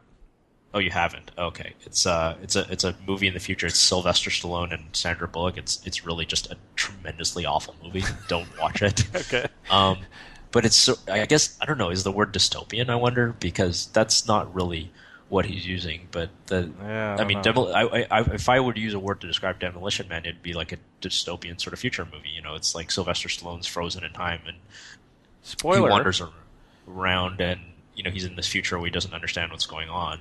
But gotcha. I don't know. And second, where can you watch the World Championship of Online Poker main event without commentary and highlights and watch as the whole thing plays out? I was on PokerStars.tv, but can only find the highlights. That you find in the client, right? Yes, you go to online events. Under that, you will see the tab called WCoop. This tab won't be there forever, but at least for now, right now as I'm recording this, once you click on the WCoop tab, you click on replays, scroll all the way to the bottom, and the main event. Actually, the main event's offline right now. It's the only one that's not there right now. I think maybe they had some server problems with it, but you can actually look at 69 out of the 70 events. So the bottom one's the no limit reentry. You can see the 51K final table with Ben Hollerine and Timex and all those guys. So you can watch. That's exactly where you watch the WCUP main event without the commentary and without the highlights, and watch the whole thing as it plays out. So you actually have to download the old PokerStars.com client. Daniel continues, I'm in El Monte Springs, Florida, and couldn't even find Kells on a quick 1-minute Google search. So I have no idea where that is, but I'm a 4-hour flight from Vegas. So listen to the show. I think he's from Florida or someplace stupid. I've listened to the show for 4 years and don't know why you reference Kells. Again, somebody just randomly... listening last year. Yeah. Kells is... somebody randomly said how far they were from Kells in one of the emails, so we kind of ran with it. That's our mailbag for the week. Do you want to... We got 2 quick ones in 140 or less. Why don't we do that? It's 140 characters. That's it. I love hashtags. I love all of them. Terrence Chan needs more than 140 characters to express himself. 140 or less. By the way, emails, please send in your emails, pokercast@2plus2.com. Loving this segment and how well people are responding to it. 140 or less. Daniel Negrano, regrettably, I will be skipping the World Series of Poker Europe this year. Several reasons. At Blue Jays, hockey is back, and I'll be filming a couple of things. Interesting that Blue Jays bandwagon fan. Hello. Wow. I haven't heard him talk a lot about the Blue Jays in the past. Has he ever skipped poker for Blue Jays before they were awesome? You see him wearing like Leafs jerseys in poker. You don't see him ever wearing the Blue Jays jersey. So I'm going to go ahead and call bandwagon on this one. I'm with you there. But interesting that he just decides to not go. He's filming a couple things, so maybe he does have obligations that make him not really be able to go. Andy Frankenberger. Love DFS and believe in the USA, land of the free. There should be DFS in online poker, but skill edge clearly greater in poker, not even close. And honestly, I believe it's actually the 100% opposite. I think clearly the greater edge, the greater skill edge is in DFS, and it's not even close. I was surprised he came out and said that. I guess I kind of feel like you're both wrong. I've never sort of people come up to you at parties and go like, what percentage of poker do you think is skill and what percentage do you think of luck? And you're like, well, it doesn't work that way. Like I sort of think they are different parallel skills. Like who wins the money faster? Probably DFS players. And I think that's what you're getting at, right? Like it's I'm DFS saying that players. Like a lot fewer daily fantasy sports players are winning players than poker. Right. I think it's a similar thing. The percentage of DFS winning players is faster, and you could probably argue that the fish are being depleted a little bit faster too. Although I'm not sure that's clear because if you have a fish in a no limit cash game, they tend to get crushed all the time. So, but that's the thing. Like I feel like it's not really an apples to apples comparison, right? It's even other things that you argue like is Omaha more of a skill game than Hold'em? Like I don't really believe in questions like that because they're both skill games, and to try to quantify them is not really an easy task of just saying, like, what's your EV and what's your variance. Fair enough. One more 140 or less, Ross? Oh, late entry. Lyman says, DFS players think daily fantasy describes the teams they draft. It actually describes their deposits. Ho! Ching! I need a rim shot drop. Good one. I like that. Ross report this week. You didn't play a lot of poker, right? Or you did, No, but I did. they were just bad beats. It that was you just had. standard. But should I hit the intro? Why not? Get ready for the air horn, Terrence. Oh no, mute. Good old Roscoe. Sure glad he's all right.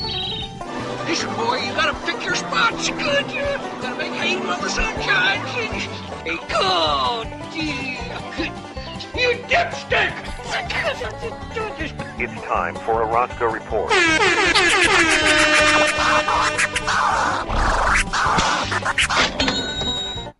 That's our best drop. Were there extra record scratching this week? Did the record scratching go on longer? Yeah, it did. First hand, just set down in a 1-2 no limit game. Get ace king suited and cut off. Raise to 5 middle position. There's a raise to 5 middle position. I raise to 20. Folds back to middle position. Who calls flop? Jack 9-3 rainbow. He checks and you check behind. Turns the 5 of spades. He bets 25. You call. Yeah, so I've played with this guy quite a bit. He's played in some of the previous PLO hands where he misread his hand for a big pot, and I think that if I call here and he checks river, I can check back and be good a lot. You got showdown value. So I decide to flat float him. The river's a king, so now it's Jack 9-3-5 king. No flush. Pot is 90. He leads for 50. You call. Ace king is good. So were you going to call on most rivers? I was going to evaluate. Yeah. I was going to evaluate what So happened. your reason for floating the turn is like, well, he's probably going to check the river if it's a brick, and then I have showdown value. But if he bets, I might call anyway. Yeah. I mean, ace king might have been good the whole way. He didn't show you his hand, obviously. He said he had a king. Oh, so ace king was good. Apparently, yeah. Second hand, king. Well, you. This is your report. Yeah, hit us with your second hand. Stealing me. So the next hand, I have king jack of hearts in the small blind, and it limps to me. I decide to raise to 15. 2 limpers behind call. The flop is queen 9-6 rainbow. You have a gutter. Yeah, I decide to c-bet 25. A guy in the middle calls. He is a fairly active player. So heads up to the turn? Heads up to the turn, which is the ace of spades. And I think this is a good card for me to barrel, so I do, and he folds. It is a good card, T. I'm curious as to your take on the turn bet. If you're leading the flop, some of your hands are ace king, ace jack, that you're still going to lead the turn there. But you also have king queen, 2 jacks, a bunch of cards where maybe he can float you on the turn. I don't know. What do you think, T? Oh, I mean, people aren't going to call you very often without an ace here, so I like the bet. I mean, really? I think it's rare that people will call you without an ace, and then I think in low stakes games people don't just call the flop, but not flat the flop enough with big hands like queen 9 or whatever sets and stuff like that. So you won't get punished for barreling too often, right? So you what you're saying, Adam, is oh, Ross can't rep a lot of the hands that hit the ace. And first of all, I guess is a question whether that's true or not. You kind of still have ace queen, ace 9 suited, pocket aces, all this. Yeah. You do have some things, but more importantly, other people's distributions are really weak in the spot. They need to have hit the ace right. to actually continue. I guess the question is what happens on the turn when the deuce rolls off. What do you do there if he flats? On the river, you mean? Yeah, sorry, on the river. Deuce rolls off. He flatted. I guess you barrel again. I mean, I definitely wouldn't take this line against really good high stakes players very often, but because then now you have to bluff with your nut no pair. But I think you have to bluff because you're kind of hosed at this point. Your nut no pair is not going to win. Yeah. I mean, you're beating Jack 10, I guess. Yeah, 7-8. Yeah, I think he might fold some weak queens, weak 9s. Yeah. Yep. You may not even call Jack 10 and 7-8, to be honest. All right, so this third hand is an interesting one. This is a very live hand. You've decided to make the third one interesting? Oh, it's not even that interesting. It's just kind of funny. All right. So I have king queen of spades in the big blind. Now this nitty grandma. What? Nitty Grandma is playing with you? Oh, yeah.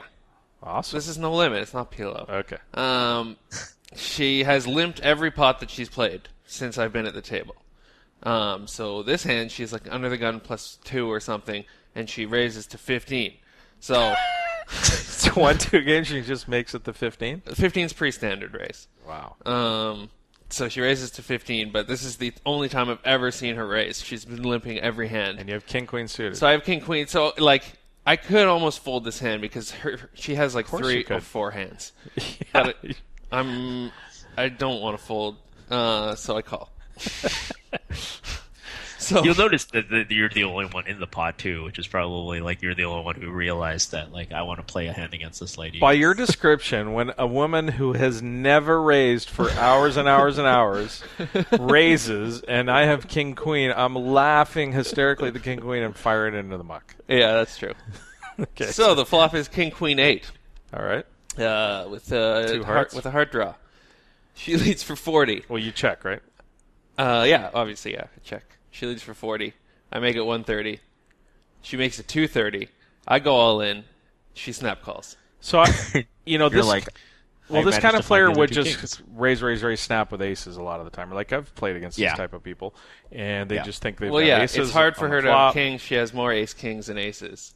I don't think she has ace-king very often. Yeah, she might not have any ace-kings. Yeah, I think it's almost always aces here or flop sets. Yeah, I think I'm right there with Adam. I mean, like, sometimes you actually see people lose their mind with, like, jacks here for some reason. Not this lady. No. But yeah, I would expect to see aces, kings, and queens in direct proportion with how many combinations of each there are. Exactly. Her hands are aces and... Actually, I don't even think they're queens really off. I mean, maybe she raises... It's like one combination of kings, one combination of queens, and 6 combinations of aces, right? Like, basically. That's kind of what it is. So she had ace-king. Wow. And she turned She turned an ace. She turned an ace. Oh, so it's a bad beat story. You snuck one in by us. Well, I figured I would add this hand. You've earned the right to tell one bad beat story after all these hands. That's cool. All right. Anyway, so 1-2 is fun, but I actually hadn't even thought about these hands because I've been playing a lot more Pilo, but I just read bad in every big pot. So hopefully I get the Pokercast run good and I have some good winning hand stories for next week. Nice. I hope that's true. All right, we had one hand. I put it out on Twitter that we needed some hands for tonight, and at random_fish1, his name's Nick, sent in this hand from the Sunday Million. T, do you have it? I am looking at it right now. It looks like he's got 2 kings. So he's in the big blind. This is the Sunday Million. He's got 13,000. The blinds are 40-80. And the player, the villain in the hand, in late position, has 10,000. So in the cutoff. The folds around to the cutoff. He min raises to 160, and 2 black kings. This is our hero Nick in the big blind flats the min raise. First, let's talk about that. I think you're too deep to flat. Yeah, and against the late position raise, I think I would definitely flat an early position raise at this stage of tournament. I understand the logic, right? Like that, you don't love playing a super deep pot out of position. So I understand the logic, but I still feel like if you get to the showdown and you have like 2 kings out of the big blind, people are just going to realize like you're never 3-betting out of the big blind. Plus, you miss so much value along the way. Like it just compounds, right? Yeah, I mean, those are sort of the same thing, right? Like if you as the cutoff realize that you're never going to get 3-bet by like anything other than aces. First of all, it's really easy to play against this person. Second of all, like why would you not raise 7-4 suited in the cutoff? Exactly. Right. Yeah. You're not going to get punished because the guy's not going to 3-bet you off your hand. Then like if you're not going to 3-bet your king, was what he's going to 3-bet you with? Then you might as well just open like 70% of your cutoffs, right? I just hate the value of suicide. It drives me crazy when I catch myself doing stuff like this too. So anyway, he calls the min raise, and the flop is Ace King 6, all diamonds, and it goes check on the flop. The turn is the 10 of hearts, so it's Ace King 6 10. Hero bets 237 into the 360 pot and gets min raised on the turn. And 2 kings calls. Of course, there's flushes and straights out there. He flats. The river is an ace. So it's now ace, king, 6, 10, ace. River's a full house, but obviously not the nuts. He checks. 1,200 is the bet from the cutoff, and he flats the 1,200 only to see the villain turn over ace 10, getting there. That's in the pretty river. amazing to me. Yeah. Well, at the turn, I definitely lose more money here. Yeah, he definitely lost the minimum, no question about it. I don't know that he's going to lose if he takes a different line, though. Well, that's the thing. Like, I mean, I guess the question is, do you check, like, once you've checked the river, do you raise? And if you raise, what do you do when he 3-bet shoves the river? Like, can you actually fold kings full of aces here? It would be a pretty amazing fold if you could do it, but at the other end, you're just what are you like, beating? What can I beat? Yeah, you know? You're beating 10. I guess 10s is a pretty big part of the guy's range when it goes check. I agree. Yeah, when it goes flop. check on the flop, 10s is, yeah. Most people wouldn't check 6s, but 10s would be a big part of it. Yeah, I mean, if you assume that the other guy's like a good reg and it's the Sunday Million, so people are pretty tough, then yeah, you're not getting enough worse hands to call to counteract all the aces full that you'll get paid off with. Yeah. Now, some people really will call a check raise with a flush here, right?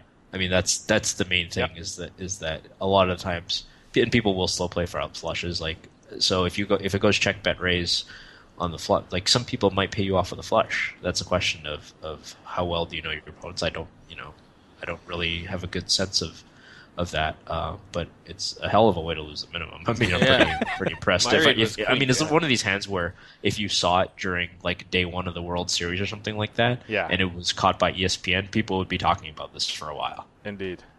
Interesting hand. Thanks so much. Good job not losing your stack. For sending it in, Nick. Appreciate that. Favorite things? All right. Phone apps and movies and NPR podcasts. Left catching fishes and check raising rivers. We have great taste to listen to our choices. These are a few of our favorite things. My favorite thing this week is a British TV show on Channel 4 called Hunted. And Terrence, I'm sure you haven't seen this show because it's not available anywhere you've been, but it's basically a show that talks about the surveillance state that especially Britain kind of lives in. Cameras everywhere. It's always creeps you out, right? Like, it's coming from countries like Canada, the U.S., how many CCTV cameras they have. Yeah.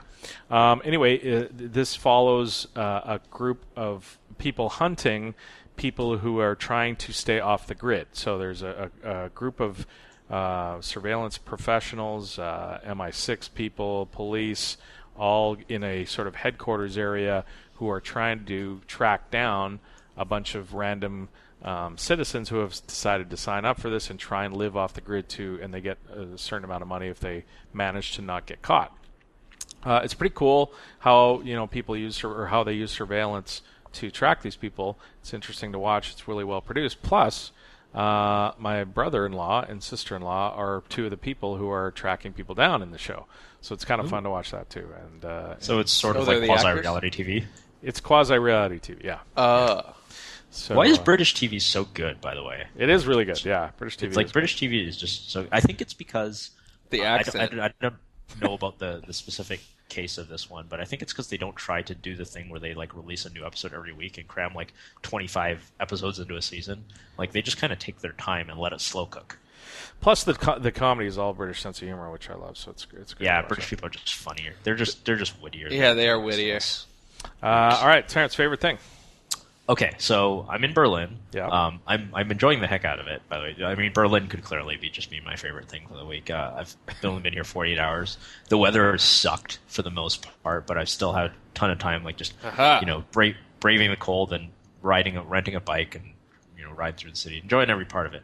I didn't expect necessarily to be a big fan of German cuisine, and a lot of it I'm not. Like pickled herring is not really my thing, but I'm really surprised to learn that I really like pork knuckles.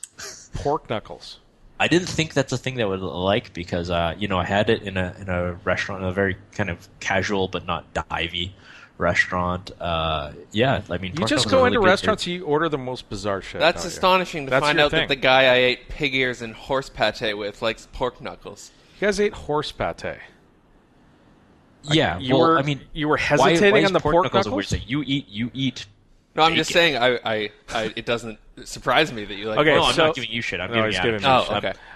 Like clearly, like Adam is like just the whitest suburban dude ever, and he can't eat anything that's not a steak apparently. But yeah, pork knuckles are apparently great. Okay, what is the pork knuckle? Is it the hoof? Or what? I guess it has to be, right? Like when you think of you a knuckle, ate it. What does it look like?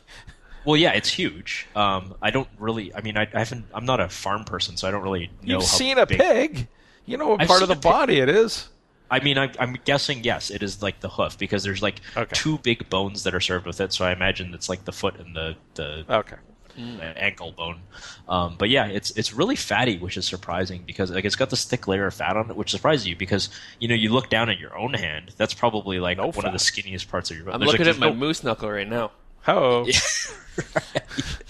Exactly. Like, when you think of body parts that have a lot of fat on them, your hands don't immediately necessarily come to mind. Indeed. But I guess in pigs that there are a lot. So, just enjoyed some pork knuckle, a little bit of sauerkraut, some mashed potatoes, and schnitzel.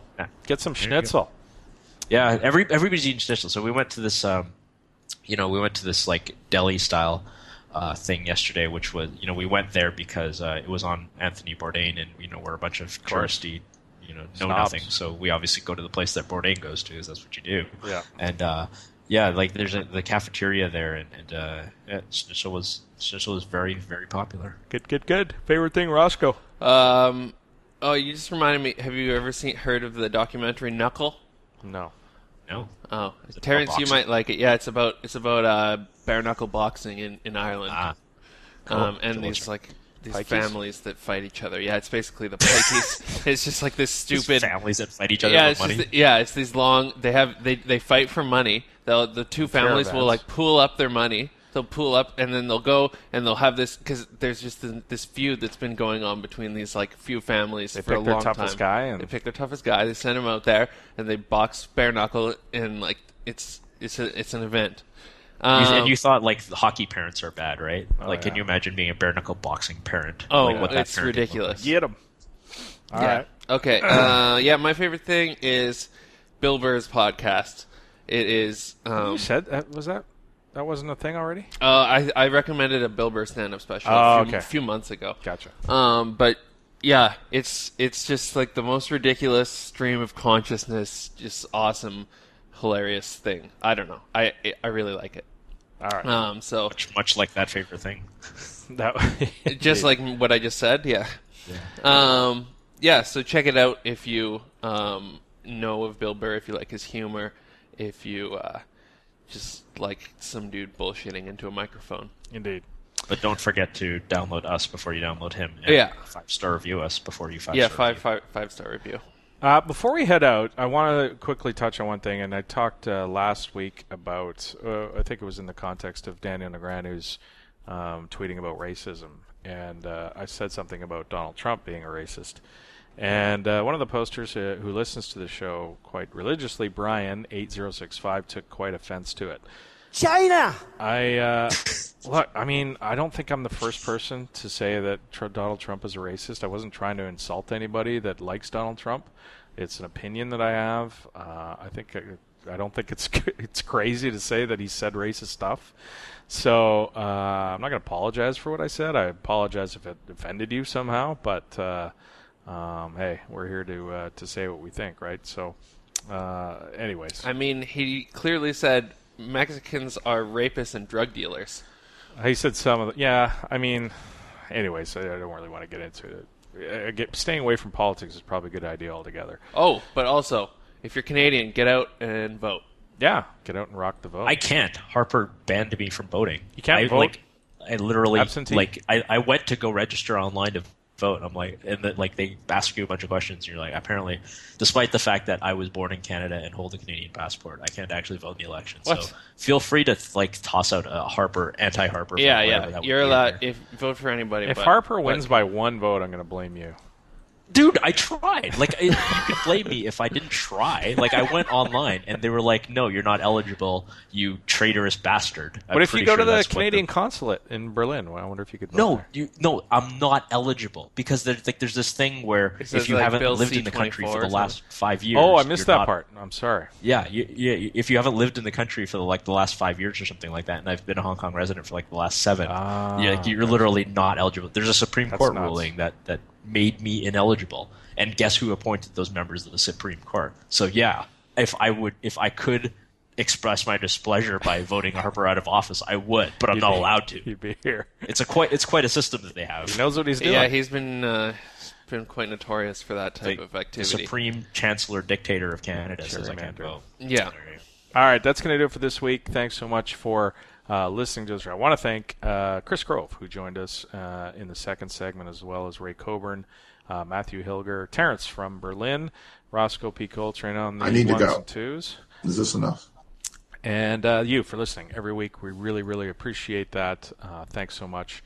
Send in your emails to pokercast@2plus2.com for our segment, and check out our forums, and we will talk to you next week. See you guys. Yeah, exactly. What the world would have changed so dramatically. Oh, fuck. I fucked that up. You want to say that again? Thanks for joining us. The 2+2 Pokercast has been presented to you by the PokerStars VIP